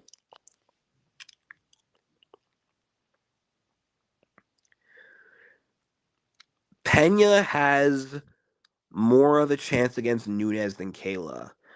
I mean, I want to think so, but I mean, both equally are very strong wrestlers and got great top control. But Amanda Nunes is a better striker than Kayla with one shot knockout power, brain damage punching power, brain damage inducing power. All Pena has to worry about against Kayla are the takedowns, really. She just has to worry about the takedowns, hope she can defend them, or hope Kayla can gas herself out. Against Amanda, she's got to be careful not only with defending takedowns, but she's got to watch out for the strikes and the power. So that's kind of debatable. Norma versus Rocky, yeah, that's the fight to make. Make that fight. Fights to make it women's bantamweight. So Pena versus Harrison for sure. Norma Dumont versus Raquel Pennington, and then if Amanda wants to come back, she can get the winner of Kayla Harrison versus Juliana Pena. And then let me look further down these rankings. And then, yeah, down the line, Rocky or Norma, whoever wins, that can get the shot. And then Irene Aldana should probably fight Eileen Perez. I was going to say maybe Macy Chasson because she beat her before and can maybe work her way back in the top 5, but Eileen Perez is like an up-and-comer, and they'll probably want to give her someone maybe falling down the rankings who's ranked ahead of her to try and propel her up the division.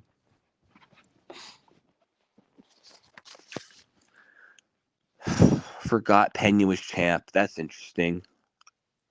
Nunes might not be as good coming out of retirement and could gas out. I hope so. But we've seen other all-time greats come out of retirement and still look good.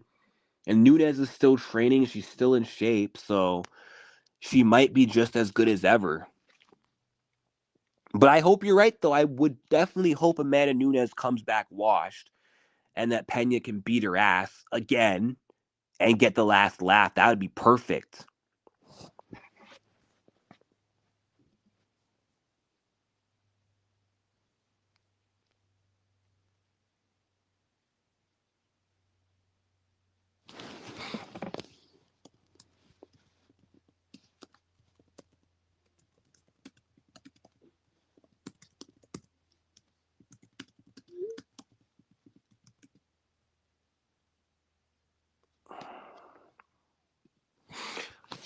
For a second.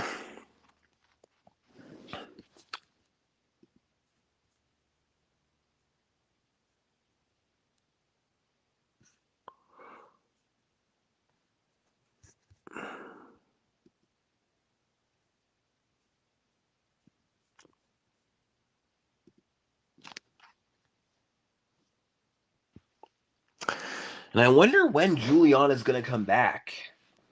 I'm thinking she'll probably fight again in Montreal at UFC 315 since Pena was supposed to fight in Canada last time. But at the same time, if the UFC is going to Chicago in June, then Pena should wait till UFC Chicago since that's her hometown. That's where she resides. So I think that's where the fight should take place. Well, let's see. What do we got down the stretch? We got UFC 313, 314, and then 315. So the UFC 313 main card is, I think it's already done. I mean, it's not really stacked, unfortunately, but I mean, it's better than this last card at least. I just want to see like what the main card is looking like. We got Pereira Alcalá, the main event. That's a pick'em. Um, okay, so the main card's not finished. We just got King Green versus Mauricio Ruffy as the feature fight. Gaethje Hooker as the main event. Pereira Gaethje. I reckon they're probably gonna put Amanda Lemos versus Yasmin Lucindo on that card, and I wonder for all my WMA advocates out there, who do you guys got winning, Amanda Lemos or Yasmin Lucindo? That would be smart. That would be very smart. They should definitely capitalize on that. They should definitely capitalize on that. Having two people from Chi-Town headlining, double headlining a Chicago pay-per-view, two champions from Chicago. Why waste that opportunity? That would be stupid. I mean, I don't know who would headline 315 then. That's actually a good. I mean, maybe Islam could headline 315.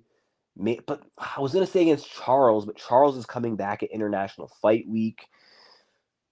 Frick. Okay, maybe May they could do Islam Taporia if they do Volkanovski versus Diego Lopez for the interim title, because someone has to headline that card, or maybe they'll just have to unfortunately have Pena headline the Canadian card and then have Bilal separately headline the Chicago card, so at least one pay-per-view can get a headliner.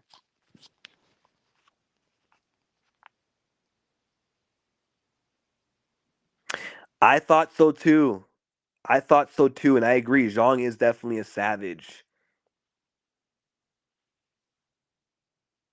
Oh yeah, well, the BMF champion Max Holloway says he's not fighting again until International Fight Week in July, but you never know.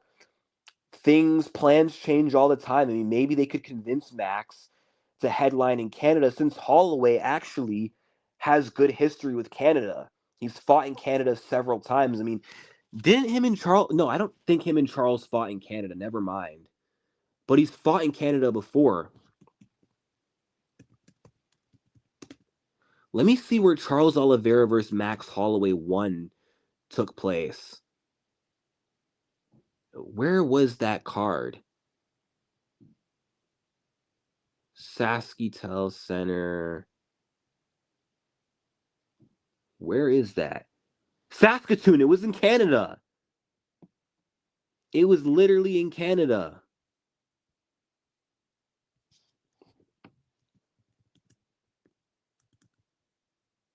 It was in Canada. So they actually could do Max Holloway versus Charles Oliveira 2 in Canada again in May. That's actually a great idea. But I just think it's up to Max and his decision making and the UFC and how they're able to negotiate with him and change his mind. Well, Dustin Poirier. Well, the thing is, Gaethje's already fighting in March at 313, and Gaethje never does 2 month turnarounds. And we know that his fight with Hooker is going to be a brain damage inducing fight, so he's going to need some time off after. And Dustin also said he wants to fight in, I think, Louisiana or something for his last fight. So I think they're gonna get a Louisiana card for Dustin Poirier, maybe in July. So I don't think that's gonna happen.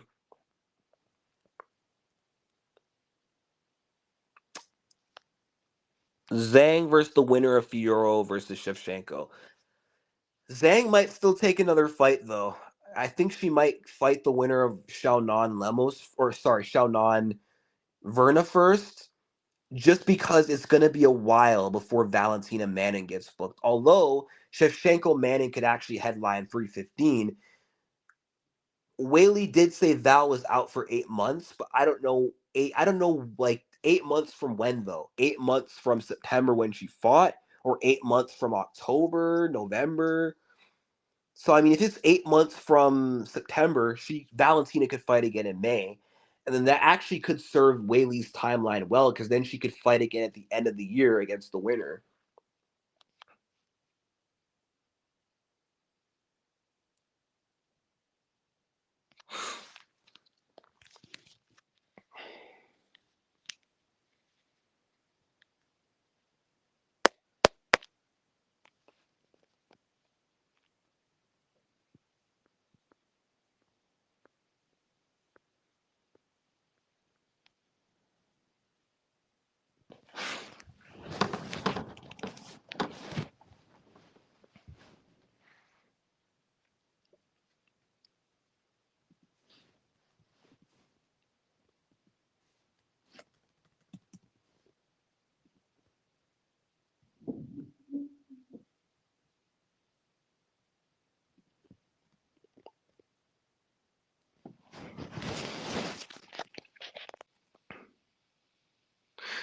Top five strawweight grapplers. Well, that's a good question. Let me look in these rankings right now. Top five strawweight grapplers. Number one, Weili. Number two, Tatiana Suarez. Number three, Mackenzie Dern. Number four, Verna Jandiroba. Five, I'll say Jillian Robertson. Those are like the top five best grapplers in the division. And it's crazy to say that I put Weili above Tatiana, but that's because she out-grapples her the way she did. If this was any time before UFC 312, I would have easily said Tatiana Suarez.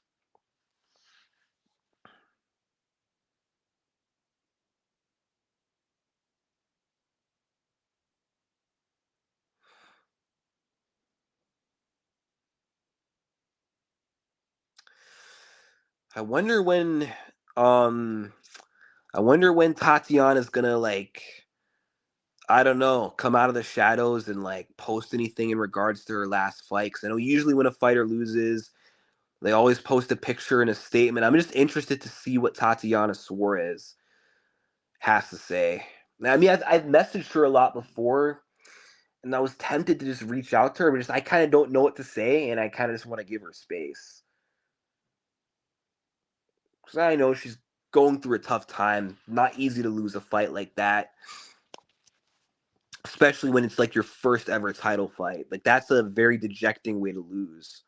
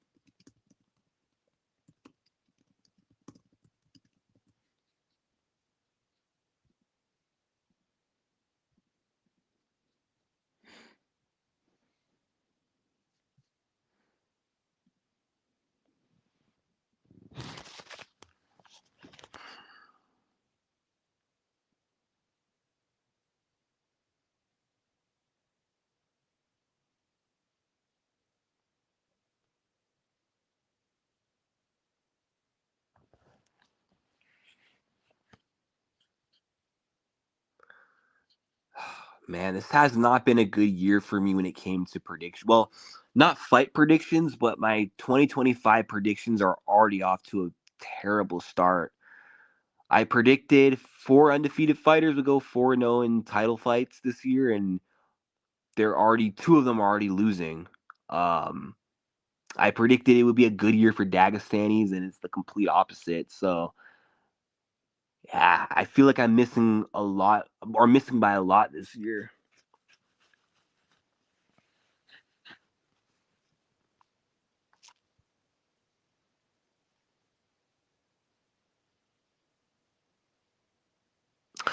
Now, we talked a lot about Weili Zhang versus Valentina Shevchenko, but what about Weili Zhang and Manon Fiorot? How does that one go? That one's actually interesting because that one will be more of a striker versus an MMA fighter, whereas Weili Valentina is like MMA versus MMA. But Manon Fiorot, they don't call her the beast for no reason. You know, Manon Fiorot's got that physical strength, that take down the fence, the superior striking to Weili.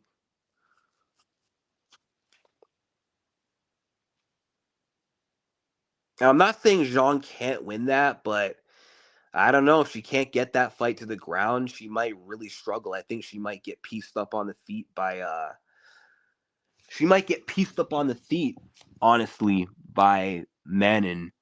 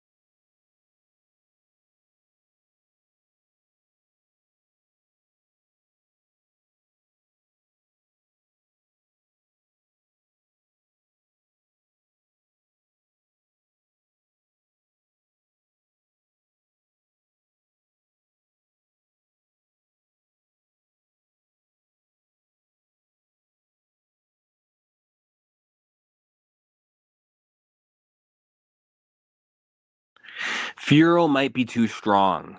Yeah, I agree.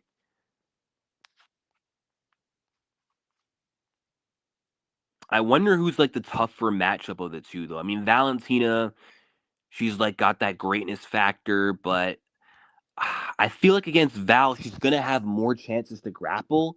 Like there will be more chances for her grappling to shine in that fight. They'll both try to grapple each other. But Manon Fiorot is gonna try and stay away from the grappling and move around the outside, keep that distance, and defend takedowns at all costs. And it might purely come down to the striking, where Weili's going to struggle. Whereas against Val, she will shine in the grappling. I mean, both will have their moments in the grappling, but it will be both have big moments grappling, and then Val controls the striking. Against Manon, it will be Weili has to get a hold of her. She's got to take her down, or she's going to get her ass whooped on the feet. And you know what? I want to do a revised version of my old video of Weili versus um, the top flyweights. I'm trying to remember what I think. Did I break down her versus the top 15 or the top 10? I'm gonna look back because I posted it as like a separate video late last year. So let me just, or just it was called Weili at 125. Okay, so I'll break her down right now versus the top 15. Now that I have a new perspective on Zhang Weili. Fiorot is a size bully. Weili is strong, but I highly doubt she is that strong. Okay. So at flyweight, Weili at flyweight runs through Mayra Bueno Silva, runs through Casey O'Neill, Miranda Maverick, that wouldn't even be a fight. Ariana De Silva wouldn't be a fight. Karine Silva sucks, no cardio. Tracy Cortez, Rose victim, easy work for Weili. Jazz Divizius, she's known for her toughness, her pace, and grappling, but Weili just has too much experience. She's too good in the wrestling department. We saw her be able to defend Tatiana's takedowns, get her own takedowns. She showed really good cardio in that fight. So I think her takedown defense and her cardio would be on point. And I think her takedown defense would be on point as well. And her striking, she'd be completely dominant in that aspect. So I think she dominates Jazz Divizius. Jazz might be tough enough to make it to a decision, but doesn't win the fight. Vivi Araujo, the stepping stone, gets her ass whooped, gets outstruck, gets out grappled. Weili by however she wants it. I mean, Weili Zhang at flyweight, I think, is going to be even better than she is at strawweight because she's not depleting herself. She's not cutting all this weight. She's going to be more filled in, more stronger. So a Weili who has to cut less weight is going to be terrifying. And then Jessica Andrade, been there, done that. She already smoked her. I think she would do it again. I just think Zhang Weili is the worst style matchup for Jessica Andrade ever, apart from Tatiana Suarez. Because Weili is that one person that Jessica Andrade can't bully in the pocket. Jessica Andrade usually is the one you shouldn't brawl with. And she usually rules the brawling exchanges, but not against Weili. Can't beat her on a technical level in the striking, but can't out brawl her. If she tries to brawl, she'll get knocked out again. I think Weili would out wrestle her this time as well. I don't think she's gonna pile drive Weili. Weili's takedown defense massively improved. Weili would defend takedowns. She'd get her own takedowns. And I think she gets another finish. I mean, Andrade is a very finishable fighter. Her last 5 losses, 4 out of her last 5 losses, she's been finished.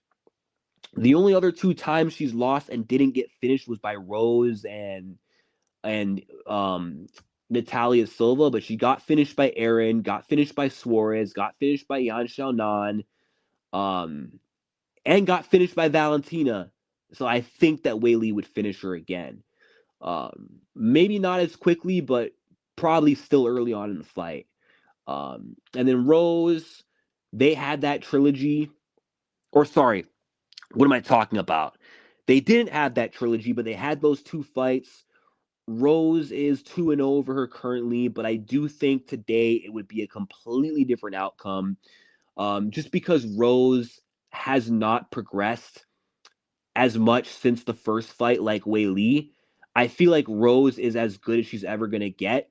And now she went from peaking in 2021 from their last 2 fights to now slowly but surely declining.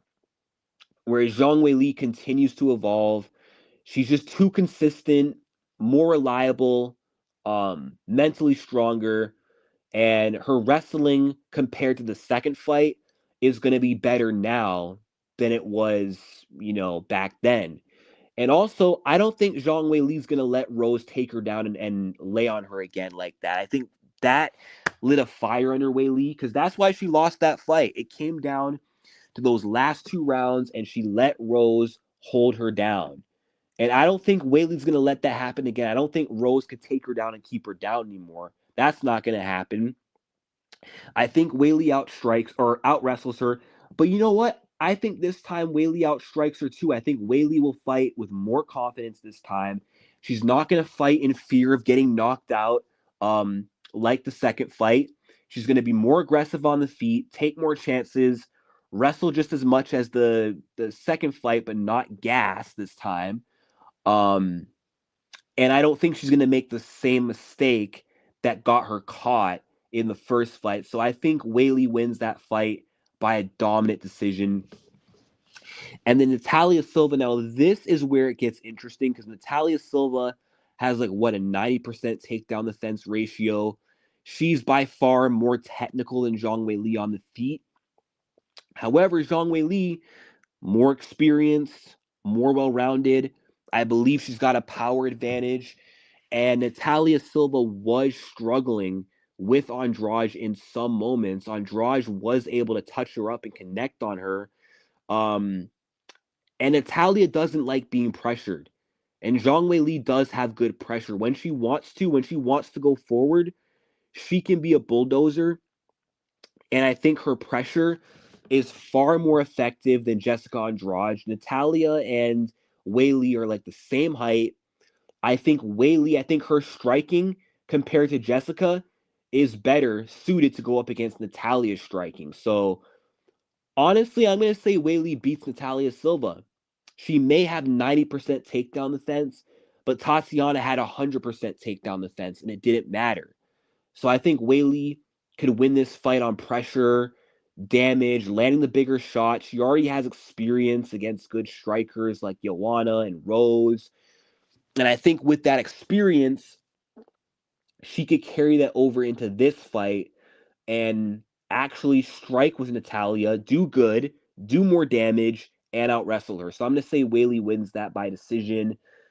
Macy Barber, I think Macy gets her ass whooped in that fight. Although I think Macy could make it interesting because Macy might match the physicality.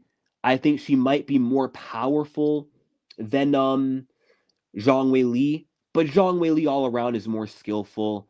I don't really see where Macy Barber beats her, like other than maybe a slugfest, where she can maybe do more damage or land a shot and knock Weili out. But Zhang Weili has a good chin. I think Weili beats her in a brawl. I think technique for technique, just in the technical aspect, Weili outdoes her. Her striking is more technical. She can beat her being more technical, but she can brawl with her. And I think she could out wrestle her entirely. And honestly, Zhang could probably sub her too. I mean, Grasso almost got her in a sub. So I'm going to say that Weili Zhang actually submits Macy Barber. I'm going to go bold there. In 2023, I think I favored Blanchfield to win. I can't quite remember. But now I'm going to say that Aaron would lose that fight and lose very badly, especially with the improvements that Weili made. And Aaron's wrestling isn't half as good as Tatiana Suarez's.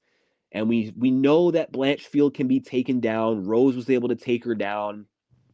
And I mean, the only reason why she beat Rose and the only reason why she beat um Tyler Santos is because both women gassed out. Both women crumbled under that pressure and they couldn't beat. I mean, Natalia or Talia didn't fight her in a 5 rounder, but again, the longer the fight went, the more it favored Aaron. And in a 5 rounder, Aaron having the extra time to work with ultimately favored her against Rose. Rose faded, she broke, she crumbled under that pressure. I don't think Zhang Weili is crumbling under Blanchfield's pressure. I don't think she's gassing out. She'll defend takedowns, get her own takedowns if she needs to. I think she out wrestles her, out strikes her. Every time Aaron Blanchfield tries to advance and press forward, I think Weili Zhang will just punish her with counters every time. So I think Zhang Weili wins that fight, dominant decision. Aaron shows her toughness, but will just be too far behind in terms of skill.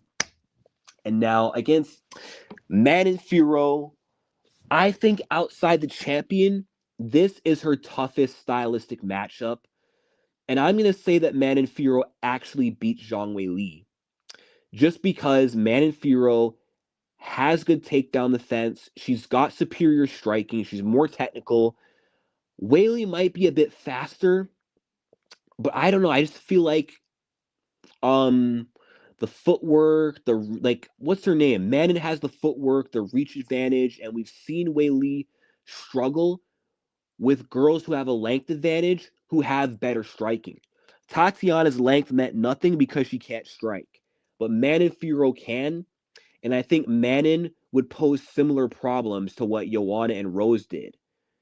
She'd struggle with the footwork and length against Manon like she did against Rose, but I think she'd also struggle with the volume and kicks of Firo like she struggled with the volume and kicking of Ioane and Jacek, and I think Manon Fiorot would be able to defend takedowns. And I think she'd be strong enough to deal with Weili in the clinch. She might overpower her in the clinch. And through that strength, she might be able to break out of the clinch and go back to the striking and be dominant. So I think Weili shows her toughness. I think Weili makes it competitive. I think Weili lands some good shots. She might even get some takedowns, but she won't be able to hold down Manon Fiorot. I think Fiorot will be able to stop more takedowns than she gives up and will be able to get up whenever she gets taken down. And I think even though she'll eat some good shots, I think ultimately she'll win a majority of the exchanges and win a competitive but clear decision. And then Grasso, for as much as I love Alexa Grasso and she's my favorite in the division, I think Weili Zhang wins that fight quite easily. I used to favor Grasso to win this fight, but I don't think Grasso's boxing advantage is going to matter, man. I don't think it's going to matter by a lot. We saw in all three fights against Valentina, she could not deal with Valentina Shevchenko's wrestling. Whenever Valentina mixed the martial arts, Grasso folded so easily to a double leg. And whenever she got taken down, she struggled to get back to her feet. And Weili has really good wrestling and really strong top control. I think once she goes for a takedown against Grasso, she's getting the takedown. And once she gets her down, I think she's keeping her there. And I think it's going to be wash, rinse, and repeat every single round. Now, on the feet, Grasso has a good chance to win the fight. But to win, she has to consistently defend takedowns. If she can do that, I do think she'll piece up Weili Zhang because her boxing is way better. She's got a good enough chin to handle the power of Zhang. She's more technical on the feet. And I think her defense is better than Tatiana, so she might be able to slip and counter a lot of Weili's wild and looping punches. But I just don't think she can deal with the wrestling. So I think Weili wins this fight the way Valentina Shevchenko did in the third fight. And then Valentina Shevchenko, the two-time champion, I think this fight is a war. I think this fight is highly competitive. And why I think Valentina is actually a better matchup for Weili than Manon is because Weili or Valentina is going to initiate takedowns as much as Weili is going to. I think both will initiate takedowns on each other, and I think it's going to open up opportunities for both sides. But I do feel like Weili is going to be able to take down Valentina and take her down frequently and control her on the ground. But I do think that Valentina will be able to stay active from bottom, mitigate damage, get back to her feet, and control the striking exchanges. I do think Valentina is going to lose a handful of rounds in this fight from the grappling, but she's still going to be the better striker. I don't think Weili is going to be able to connect clean punches on the feet. She's going to get countered every time she tries to pressure. And I think her only source of success is going to be the clinch and it's going to be the wrestling. But I do think that Valentina is also going to have her moments where she gets takedowns and control. But ultimately, Val's going to win this fight on damage and significant strikes. So I'm going to say Valentina decision 48-47. And I also think, even though Weili Zhang's cardio looked better in her last fight, I still think there's a chance that Valentina might also win this fight by being able to outlast and out cardio Zhang. So I'm gonna say yeah. I think only two women in this division beat Weili. I think Weili beats every other flyweight. Almost lost my voice there. She beats almost everyone else. I think she beats 13 or I think she beats 14 out of the 16 girls ranked on the roster from the top 15 to the champion. Or no, what am I trying to say?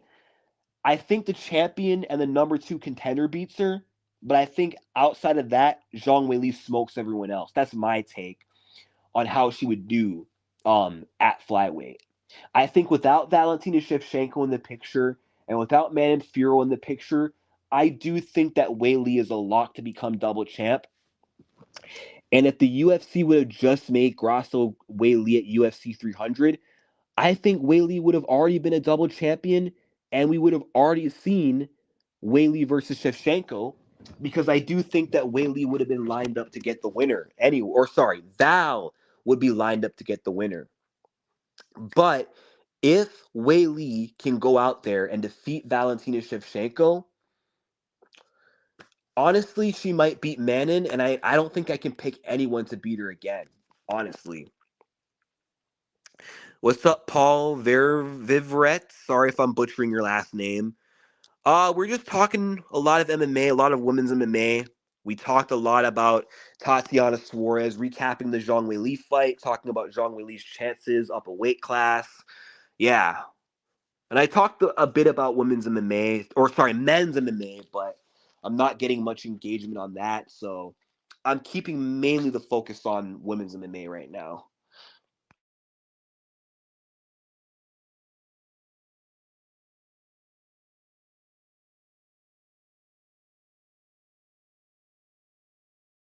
All right. Natalia Silva runs circles around Grasso and Macy. I don't know. I don't know. I would pick Grasso to beat her because of pressure in boxing. She could beat Macy, but Macy would be a tougher fight than Andrade. And if that's a 5-round fight, we've seen Natalia slow down, and I kind of question her cardio. And I don't doubt that Macy could eventually get to her throughout the fight. A 3-rounder, I think Natalia wins for sure, though. 5 rounds, I'm skeptical. Does Manon remind you of a bigger version of Yan Xiaonan? You know what? It's funny you mentioned that because I picked Manon to beat someone like Weili, and we saw the trouble that Yan Xiaonan gave Zhang. So you know what? You might be right. You might be onto something actually. I might actually say so.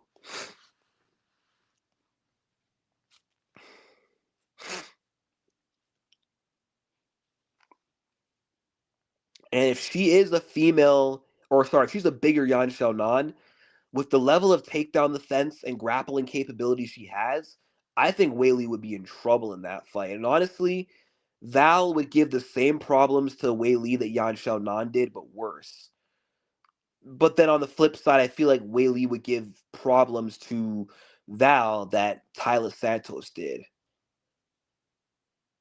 Like I think overall, I think Val would struggle with the strength and grappling ability of Val, but Valentina, as the fight goes on, would be able to adapt. That's what I think.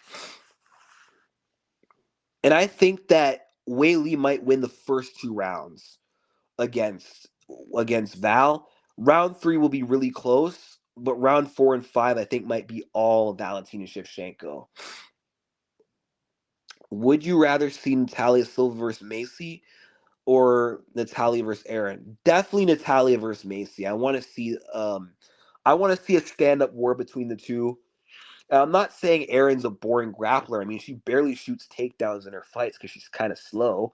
Um, but I just feel like that Natalia Macy is a banger of a fight, and I think Macy is a bigger test for Natalia than Erin is, because I feel like Erin would easily get pieced up in that fight and get a lot of her takedown stuffed. Whereas Barber, she's a good striker. She's an effective brawler. She hits hard. She's tough. She's got good cardio. She can wrestle. So I think she might be a bit of a stylistic threat to Natalia Silva. I'm not saying Natalia doesn't beat her, but it is a scary fight.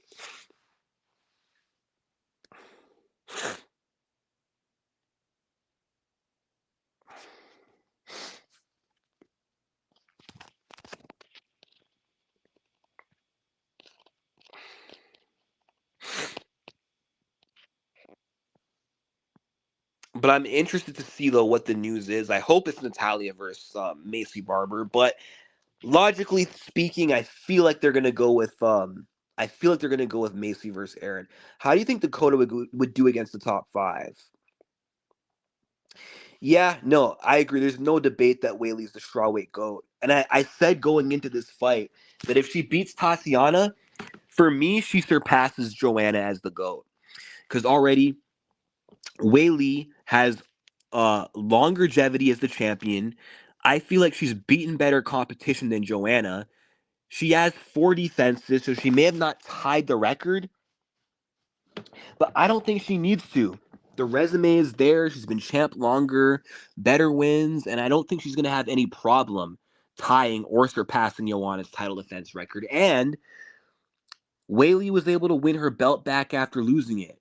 Joanna couldn't do that. So, and when Joanna lost to Rose, that was kind of the end of her career. Whereas Weili, she's stayed consistent and dominant since.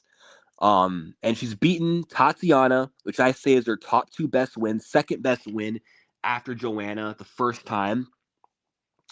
She's beaten Yan Xiaonan. She's beaten Amanda Lemos, Jessica Andrade. She's got a loaded resume. She arguably could have had a win over Rose too in that second fight. But to answer your question, how would Dakota do against the top 5? Well, I already have a video breaking down Dakota Dishiva against the top 15 flyweights, but the top 5 purely. I think she would do very well.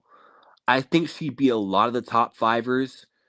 I think Natalia would be the most interesting challenge because out of everyone in the top 5 apart from Manon, and then the champion, of course, Natalia, I think her striking could match well with Dakota's striking. She's got the footwork. I think Dakota in her Muay Thai stance might be a little more flat-footed. I mean, she is very sharp. Um, but Natalia Silva, she moves around in her bike a lot. That can make things interesting. Her not being stationary, her being able to go kick for kick with Dakota.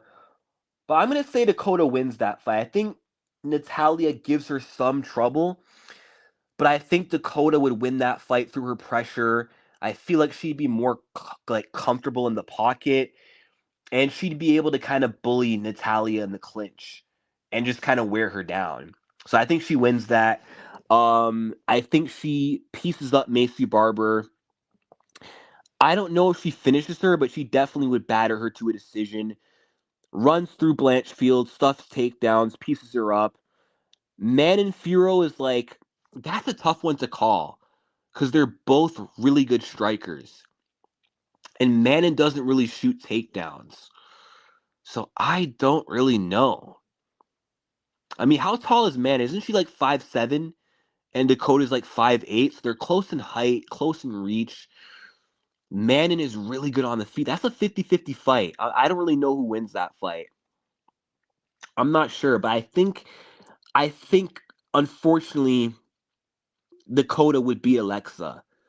I mean Alexa's got the boxing, but I feel like she's just too open to the kicks. And I feel like Dakota would break her down with kicks to the legs, kicks to the body.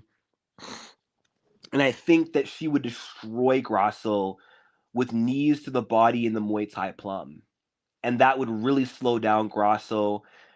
And I think it would take away the sharpness of her boxing. And I think if it's a 5-rounder, Dakota might actually finish her. Honestly, I hate to say it, but I think Dakota wins that. And that's her against the top 5. But against the champion,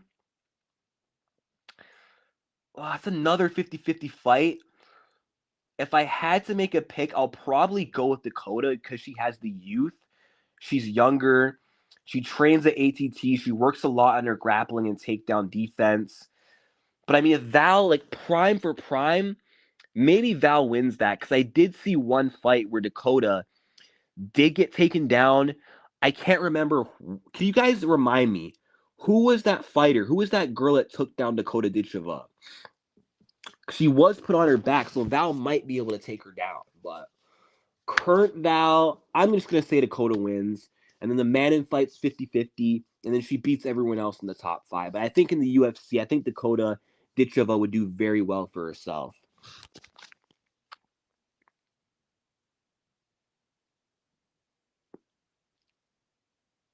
Manon don't really got that standout striking. I could see Dakota picking her apart. It's possible. Dakota versus Grasso is a mismatch. She would finish Grasso in the clinch against the cage. Yeah, I agree, unfortunately.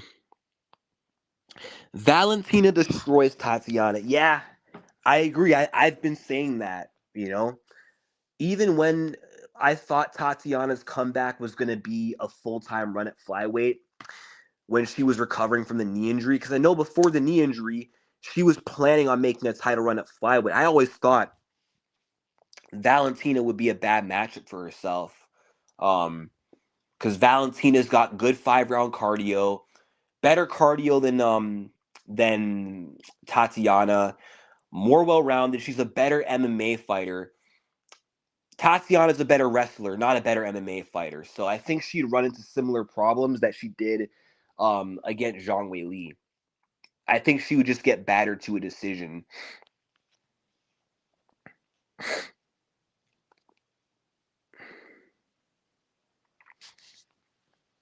How would Tatiana versus Joanna play out? That's a good question. Like prime Joanna, not the Joanna who fought Weili in that last fight, Tatiana Rexer, but prime Joanna. The last of prime Joanna was the Joanna Jędrzejczyk who we saw at UFC 248, and the Joanna during her entire prime and title run. Okay. Wow. That's a hard fight, actually. That is a tough fight. I'm gonna say, I'm trying to be as unbiased as possible. If it's a 3-round fight, I think Tatiana wins for sure. In a 3-round setting, I think Tatiana wins the first 2 rounds with her grappling handily. And then the third round, that might be like a survival coasting round for Tatiana. And then she could win like a 29-28 decision, like she did against Nina Nunes. Oh, but a 5-rounder. I really want to pick Tatiana Suarez, but I don't think she's finishing Joanna on the ground. And Joanna is really tricky to hold down. She's really good at getting back to her feet. She's got better striking. Honestly, I think it's really close. Wow, you stumped me on that. I'm gonna say Joanna stylistically wins that fight in her prime. But it would be a really close fight. I could actually see Tatiana still winning in a 5-rounder if she can manage to bag the first 3 rounds, but man, prime Joanna was really good. Like Tatiana has nothing for her on the feet. I think in the striking, I think Joanna would do Tatiana worse than Zhang Weili did. Um, I think she might be easier to take down in the earlier rounds, but as the fight goes on, as Tatiana slows down, and I guess that adrenaline dump kind of kicks in from all that resistance she's facing, the takedowns are going to come a lot harder, and Joanna's going to be able to get back to her feet. It might go similar to the second Claudia Gadelha fight, actually. That's what I would say. It'd be similar to Gadelha Part 2. Because I'm pretty sure, didn't Gadelha, like, win the first 2 rounds with her grappling and then lose because she gassed out in a 5-rounder? So that's what I think might happen.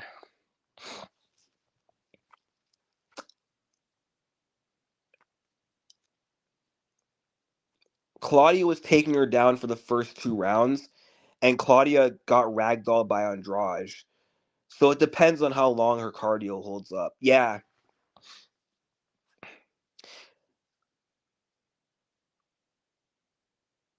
Prime Tati with healthy knees subs JJ. I wouldn't put it past her, actually.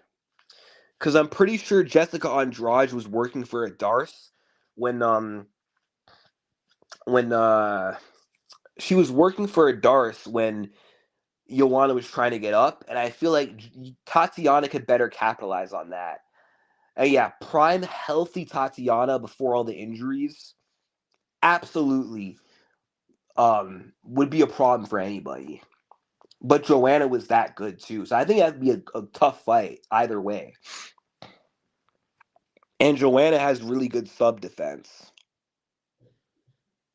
Like I don't think Joanna's ever been submitted.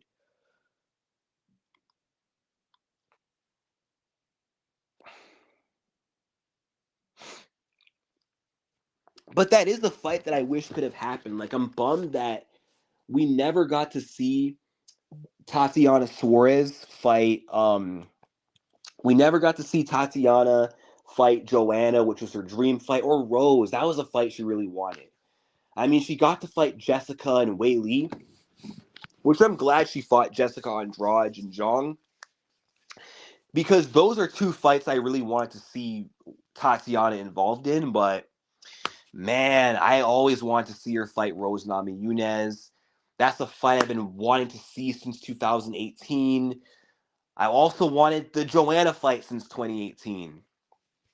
And we would have seen these fights too if Tatiana didn't get that stupid neck injury. She would have definitely got that fight with Joanna, because I think she beats Jessica. And then I think we would see Tatiana Joanna at UFC 248. And damn, wow, Tatiana Joanna at UFC 248. Stylistically, there's a good chance that maybe Joanna could have got the belt back, but who oh yeah, Kolstrom might be onto something. He kind of corrected me there. Tatiana, when she had two knees and was fully healthy and was active, she might actually sub Joanna. She might. But we would have seen that fight regardless, and we would have definitely seen her fight Rose. And I hope some way, somehow, Tatiana can get the Rose fight when it's all said and done. Maybe Tatiana can venture over to flyweight and fight Rose to try and crack the top six. Maybe then that fight could be a possibility. I don't know. What was your question? What a bullet do to a magnum? We'll find out. You're right. Tatiana versus Jessica would have been way more hype. It would have been. 'Cause I remember back in 2019, I was excited for that fight. I was really excited for that fight.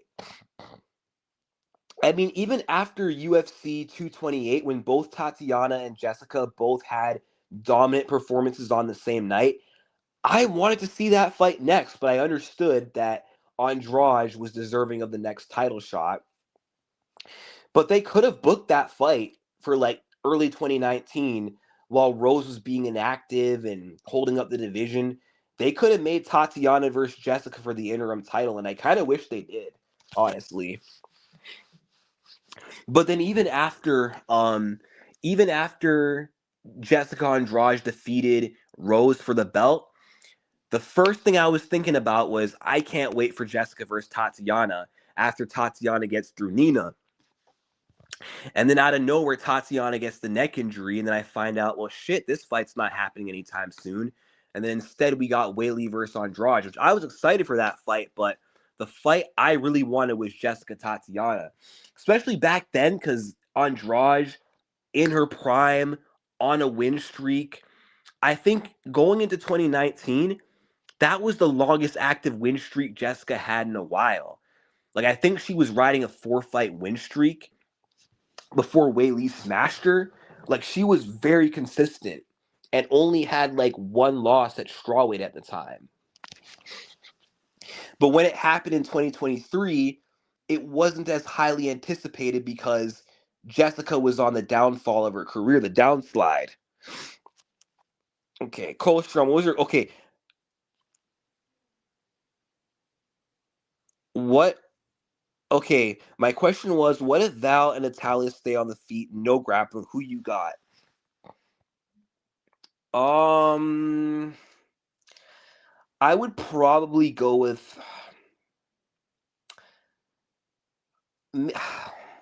I'll say maybe Natalia Silva because Valentina Shevchenko doesn't pressure, and I think pressure is what you need to give um Natalia problems.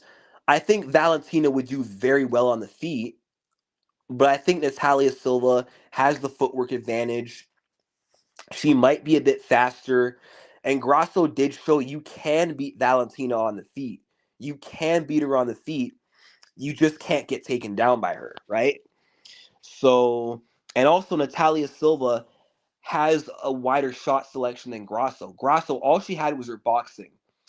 Natalia has hands and she's got kicks. Suarez can beat everyone but not the champ. I agree. I totally agree.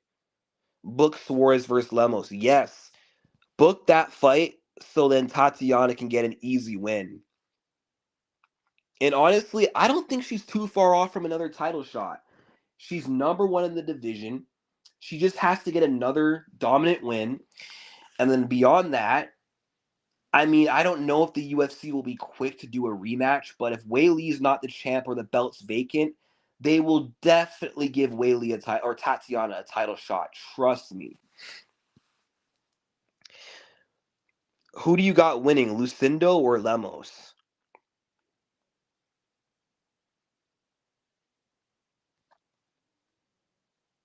Prime JJ Duck Tati. The UFC wanted to do JJ versus Tati for an interim belt when Rose was injured and mentally struggling. Did they though? Because Jessica Andrade was the number one contender. So how true is that?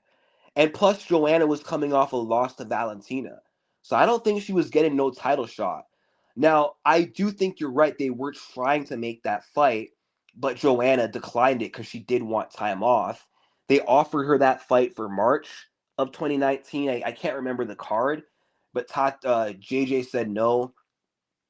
And then I think they tried to make that fight for UFC 238. JJ again said no.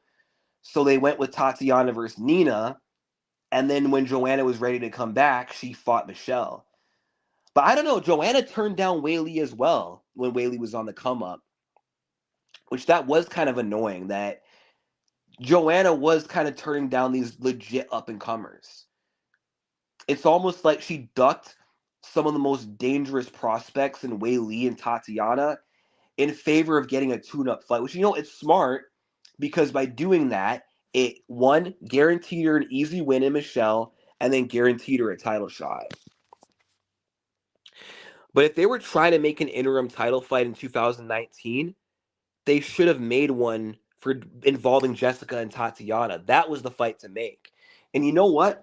They actually offered Jessica Andrade or Rose Jessica Andrade for the first ever UFC on ESPN card in Brooklyn, in the Barclays Arena in January 2019. The moment Rose said no, I think the UFC should have made Tatiana versus Jessica for the interim title. And then I still think Tatiana wins, but I mean, Andrade back then probably puts up a better fight. But Tatiana wins that, becomes the interim champion. And then Rose probably would retire because she said that, oh, if there was an interim title, I'm just not coming back. So in that case, boom, there you go. Rose goes running for the hills, and Tatiana gets promoted to undisputed. All of that could have actually happened. That's actually crazy to think about.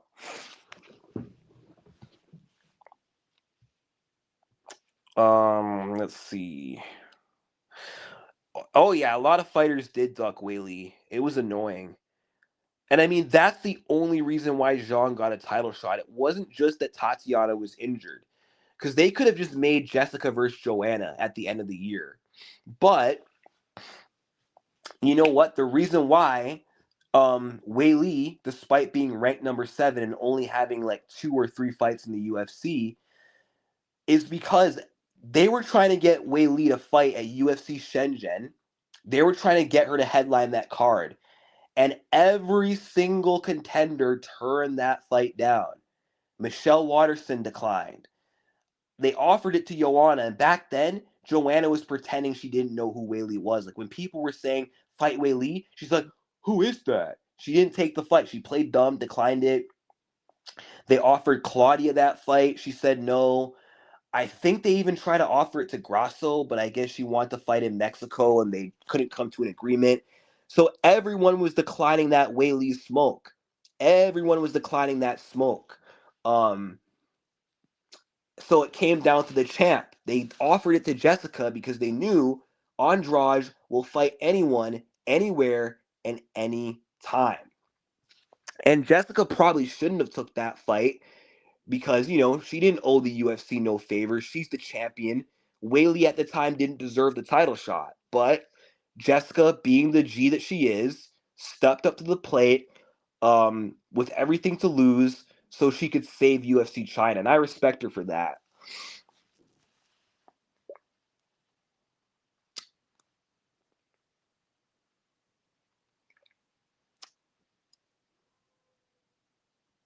DJC Combat is speaking facts.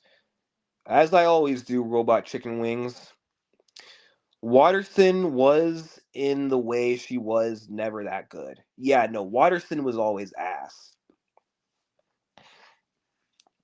Yeah, Tatiana would have had the neck injury, but she would have still been champion, is what I'm saying. Like, if let's say she fought Jessica for the interim title and became the interim champion, and Rose ducked and never took the fight and just ran for the hills, she would have had the belt, and then maybe she gets injured and vacates the title.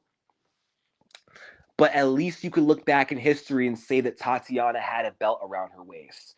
She may have unfortunately had a Jamal Hill or Yuri Prohaska or even a Frank Mir situation. These are three fighters who became champion and then had to vacate because of an injury. That could have happened to Tatiana, but at least she would be in the class of champions. It would be better than what happened right now where she never became champion. You know what I'm saying? Like, I would have rather that be a reality as opposed to what's happened now, where she got held back from fighting for the belt, and then by the time she got her chance, it was too late, and now she might never get that belt. And I'm not saying I would have wanted Rose to run away and retire. And you know what? I'm sure Rose probably would have vacated, taken a break, but Rose probably would have came back anyway. She probably would have eventually found her passion and fire and came back. Um, But I just remember Rose word for word saying that. I remember Thug Rose, Nami Yunez, at the post-fight presser for UFC 237 when she talked about potentially retiring. I remember Thug Rose saying, if they did an interim title, if they made an interim world championship, I might not have came back, which is insane to me.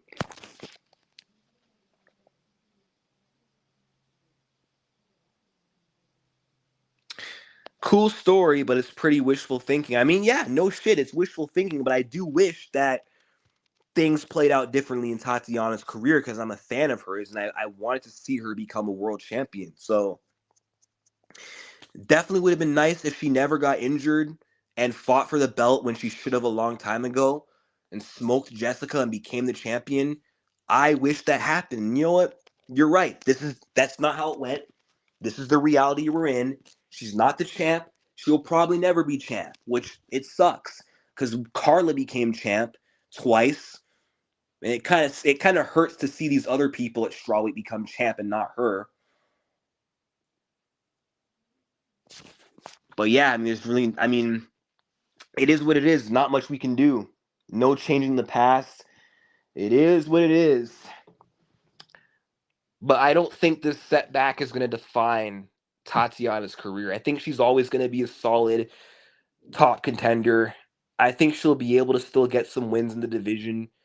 And all I can say is until next time, and I hope that she eventually gets another title shot, and who knows what the future holds. It's possible that this could be one minor setback for an epic comeback, and maybe the belt is still in her future. We'll just have to wait and find out.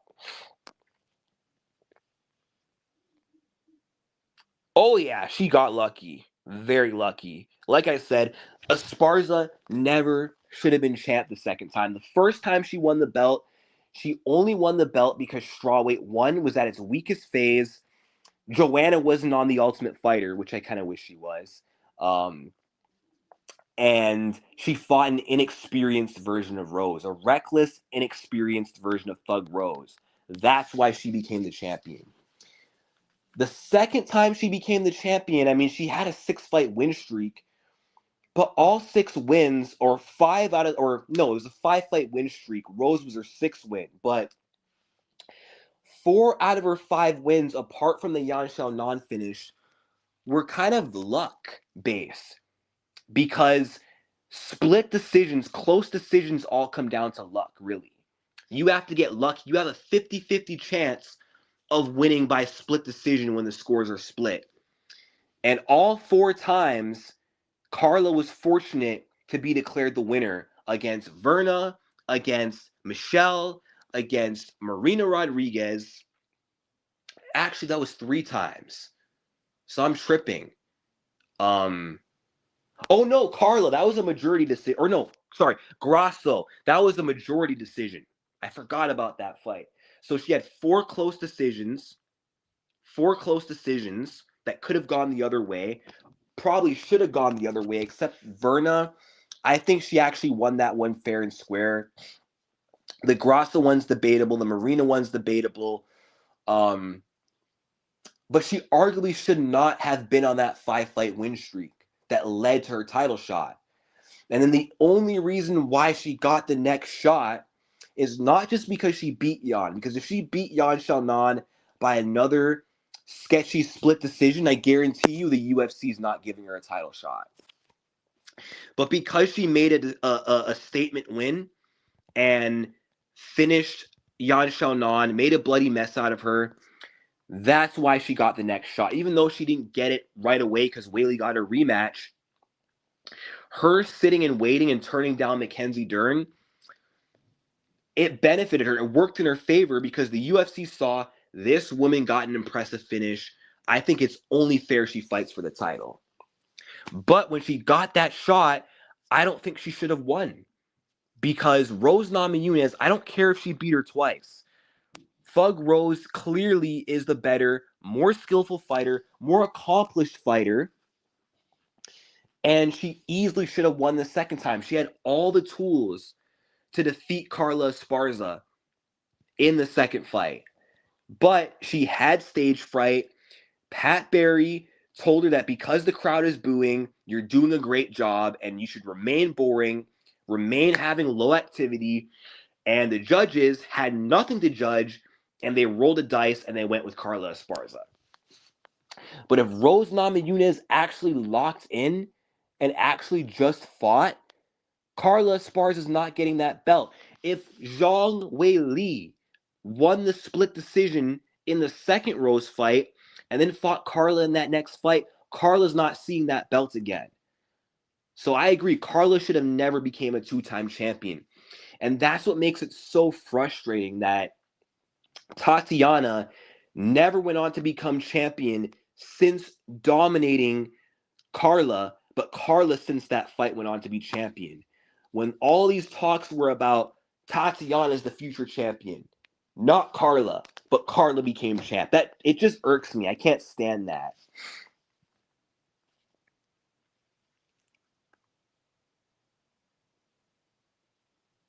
Don't discredit Carla. She made it to where she was.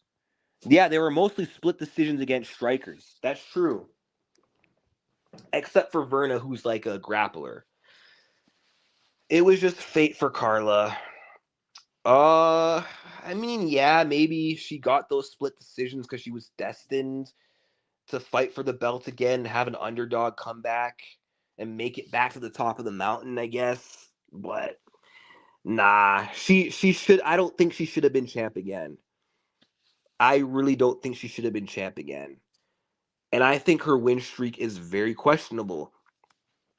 Like, it's not like she had a dominant 5-fight win streak before the title fight. 4 close fights, 1 dominant win, and 4 fights she arguably should have lost. It's really hard to give Carla credit for that run she had. Carla would have had problems with Dern or Rebus. And you know what's funny? Carla Esparza was supposed to fight Amanda Rebus in 2020. Do you guys remember? Back in the COVID days, they booked Carla Esparza versus Mackenzie or Amanda Rebus for UFC 256. They booked that fight, And then for some mysterious reason, Carla Esparza pulled out with no statement. There was no statement on whether she was injured or not. She just mysteriously slid her way out of that fight and then got booked to fight Yan Xiaonan later instead. And yeah, I think Mackenzie Dern is a bad matchup for Carla. Because I mean, what is Carla gonna do? Is she gonna wrestle with Mackenzie? If she does, she's at risk of getting submitted. And on the feet, I think Dern could give her problems too.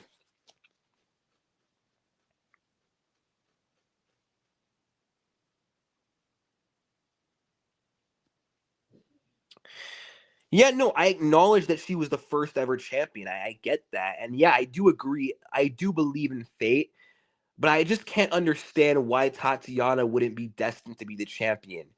Why not why Carla and not her? You know what I mean? It just doesn't make sense. Tatiana is so talented. She's so good. She's a better version of Carla Esparza. She should have been champion at some point in history. But why did it not happen? Why did she have to get these injuries? Why did she have to become injury prone? Right at the perfect time when she could have been the champion against either Rose or Jessica Andrade. Why? Why did it only have to be Rose twice and Jessica and Carla and not Tatiana? That I just can't understand. She also got lucky that Andrade moved to flyweight and that Joanna was inactive. I agree. I totally agree. I think Jessica Andrade, if she stayed at strawweight, Carla probably would have had to have fought her because when Jessica left the strawweight division, she was the number 2 contender. And I reckon the UFC probably would have given Carla the top 2 girl. Or, they could have also made Yan Xiaonan versus Andrade, actually. But it wouldn't surprise me if they would have actually just went with Carla versus Jessica. And I think that Carla would have lost that fight for sure. Terrible matchup. And yeah, Joanna also being inactive definitely helped Carla Esparza, and Tatiana being inactive too. Those are terrible matchups for Carla Esparza. I don't think that she was beating Joanna and Jacek in a rematch. I don't think she was beating Andrade. And if Suarez stayed healthy, I don't think she would have made it back to another title shot. So I do think she got very lucky on all 3 fronts, which is very frustrating because I don't think anyone else in the division was really good enough to completely neutralize Carla Esparza's game other than Rose. Rose had the skills, she just didn't have the brains or the confidence. Weili had the skills, the physicality, and the brains, the mental fortitude to beat Carla.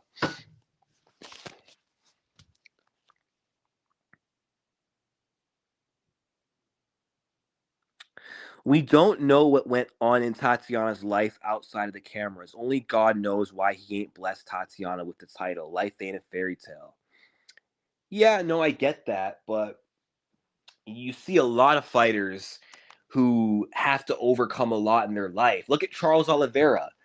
Dude was like, wasn't he like a gimp as a kid or something? I shouldn't use that word, but he had something was wrong with him to where the doctor said you will never be able to do any sports.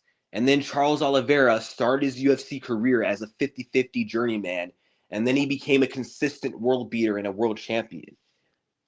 Other fighters had to go through stuff and then they become the champion. Now, not every fighter, but most, and it just makes so much sense. It made too much sense, for Tatiana to, or it just made sense for Tatiana to have a similar story. But like you said, life ain't a fairy tale. I agree.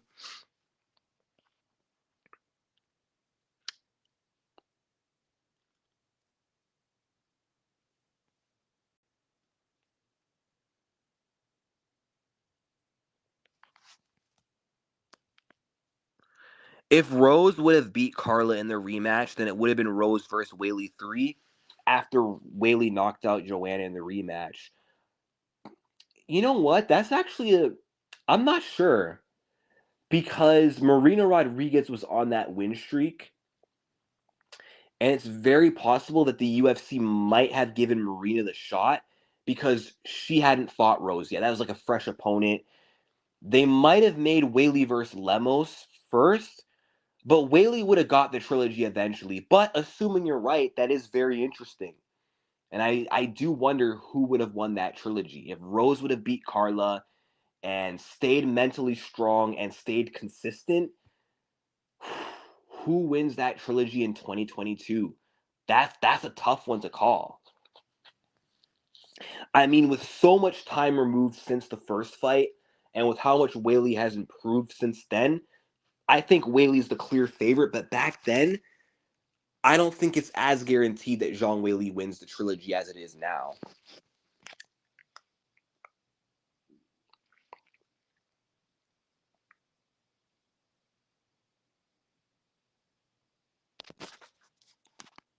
But I don't know what you're trying to get at when you're saying, we don't know what went on in Tatiana's life outside cameras. Like, you suggesting she's evil, she's, been doing some shady shit or something. Which, I mean, I wouldn't think so, and nobody's perfect. If you're a believer, I mean, we're all sinners, you know? Carla has sinned and sure has done bad shit in her life. Same with Rose Namajunas and Joanna and Jessica Andrade. So I don't know. That logic just doesn't apply to me, or it doesn't make sense. Nowadays, every fighter has skills. It's really based on their coach's corner that separates the strongest from the weak. Like Rose, for example, she's got the skills, but without Trevor Whitman and a weak mentality, she's nothing, despite having the skill set.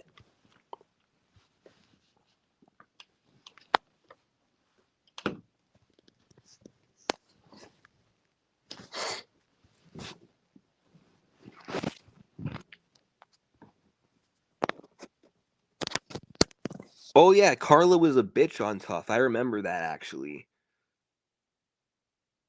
Like I don't like the way she treated Randa Marcos on that show.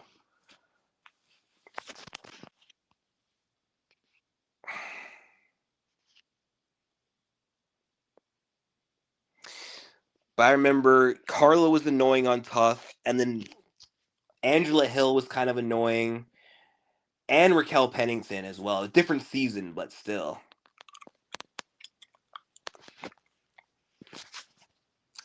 I don't know. I think the UFC should end the Ultimate Fighter though. I feel like it's a dying show.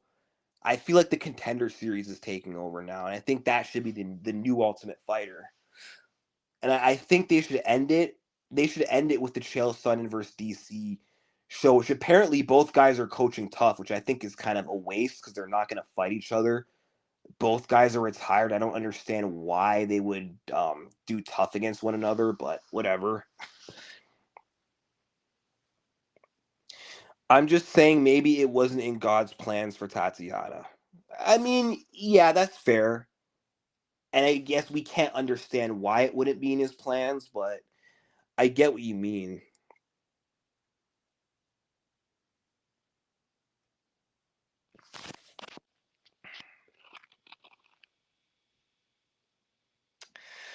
But I wish it was though, man.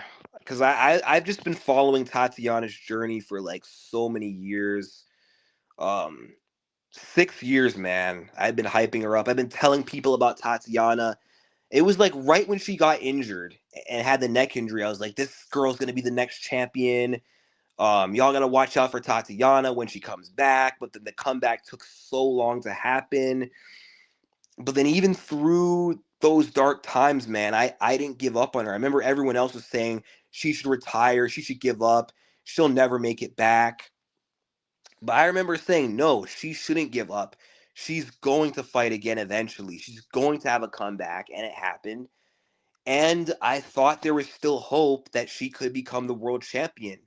Once she cracked the top three of the strawweight division again, I'm like, now's her chance. She just has to fight for the belt. And it's just heartbreaking to see her fall short this late into her career. And it's kind of funny because in her initial rise, the way most people feel about Tatiana now is how I felt about her back then. And the way I feel about her now is how people felt about her back then. So let me explain. 2018, everyone was hyping up Tatiana, calling her a future champion, already saying that she beats Rose back when Rose was the champion. Suarez had a lot of hype, a lot of respect. And I was in the minority of people saying, oh, she's not that good. She can't be that good. She's overrated. Jessica beats her. Rose would beat her. Joanna would beat her. And I hope she loses. I want the hype train to come to an end. I was one of the few people saying that about Tatiana Suarez. And then when Rose lost the belt, and I was a bit of a toxic Rose fan at the time, I start to kind of gain a new appreciation for some of the other contenders in the division, like Weili Zhang, Tatiana Suarez, even Joanna, the former champion. You know, I gain a new appreciation for those girls, and I start to like Weili as well. I started liking Tatiana Suarez before the Nina fight. Um, and then after UFC 238, I became locked in. I became a full-on fan of Tatiana. And then ever since she came back from this layoff, I feel like now my perception of Tatiana, my feelings of Tatiana has swapped with everyone else's, if that makes sense. Now it feels like a majority of people write Tatiana off, don't respect her as much. Most people write her off as a hype train, whereas now I'm in the minority of people who think she's just that good, you know? But again, it's funny how things can change over time. Because there was a point in time where Thug Rose was my favorite ever strawweight. And I used to hate that people would say that Tatiana would beat her for the title. I used to hate that. I used to hate when people would say Tatiana beats Rose. And I even remember there was a post on Instagram talking about Tatiana versus Rose. And I commented how Rose is a bad matchup for Tatiana. And Tatiana replied to me, and I remember arguing with Tatiana Suarez in the comment section. And I was respectful, but I was telling her why she can't beat Thug Rose. I was so defensive of Rose.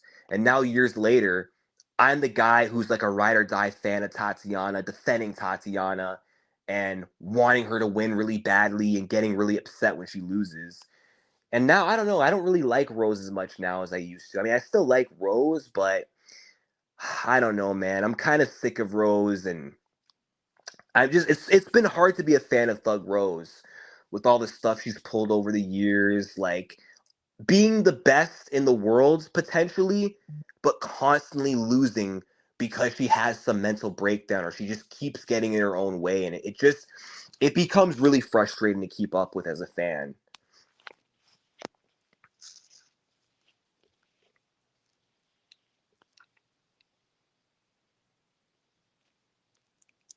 She does have a gym that her brother runs to share her knowledge. Yeah, I remember Tatiana talking about that gym. I remember that. Like, and I can't remember what her brother's motto was. Like, what if you overcame, or something like that. I thought Tatiana was overrated since the Carla fight. Hey, you know what? I thought that too. I thought the exact same thing. I thought people were overhyping her, and I did not like Tatiana back then. But then she grew on me. Like within the next 8 to 9 months, she grew on me, and I started to actually think she was that good, and I started to believe in her skills.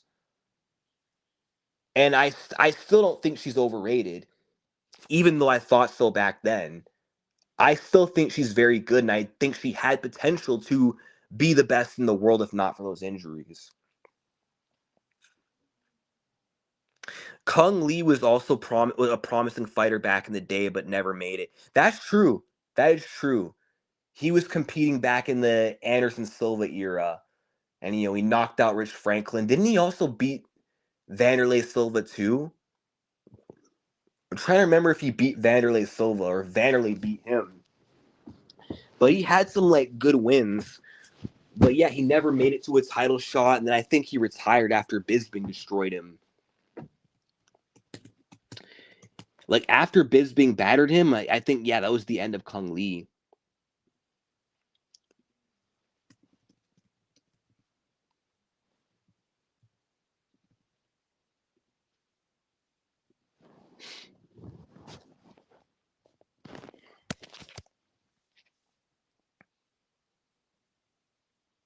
Yeah, Rose definitely ain't the same. I agree. And it's so sad, man.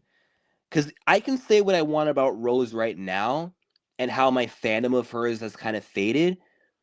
But man, I just look back at some of her old wins and I feel so sad.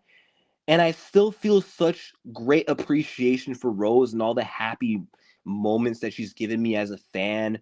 All the crazy memories, the rush and excitement I felt when she upset Joanna, when she knocked out Weili and became a two-time champ, all the ups and downs I've witnessed for her as a fan. And I kind of miss those days, honestly.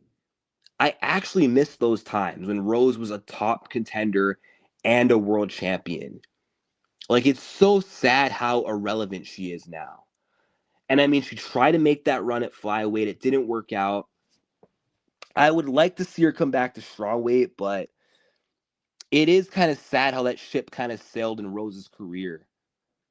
Like, she had such great potential to be an all-time great at strawweight, which she is, but she had potential to be the greatest strawweight of all time. She really did. She really did. And she kind of ruined that for herself. We just gotta hope Weili vacates. Yeah, if she does, that belt's Tatiana's for the taking. Weili has already Weili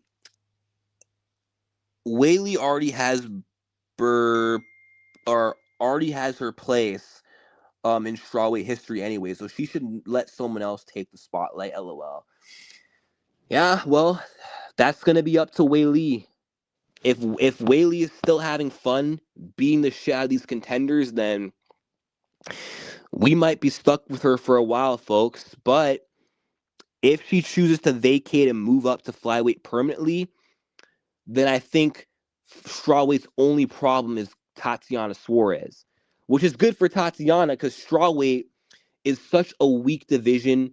It's lacking in talent. Like, the only other good fighters, kind of Verna and Yan Xiaonan, but outside of Weili, Tatiana is like the best outside of her. So I think Tatiana Suarez, I think she could become the champion if she fights anyone else for the belt if it's vacant. I hope so, at least. No, it wasn't that. It was something else. Tatiana said that when she won Tough, but there was something else that she said that her, like, I can't remember. I gotta watch it again. The interview.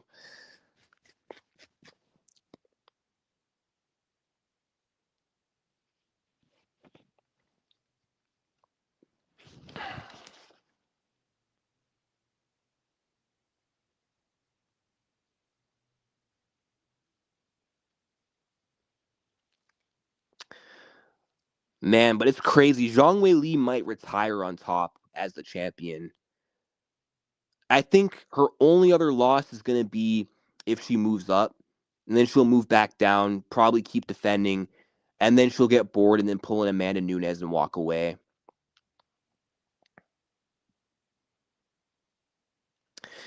Well, we'll see. She's got to get past Verna Roba, and she's got to not fight Tatiana for the belt if she fights for it. Her hope to become champion is Weili vacates, Tatiana doesn't get a shot, she beats Verna, and rematches Jessica Andrade for the vacant belt, or fights Lemos, or rematches Dern.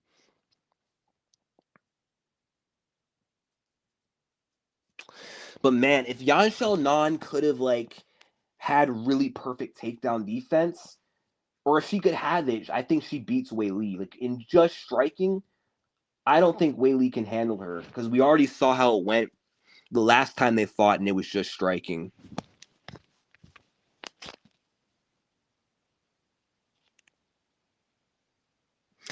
Yeah, she is. She is, and she does come from a good gym in Team Alpha Male.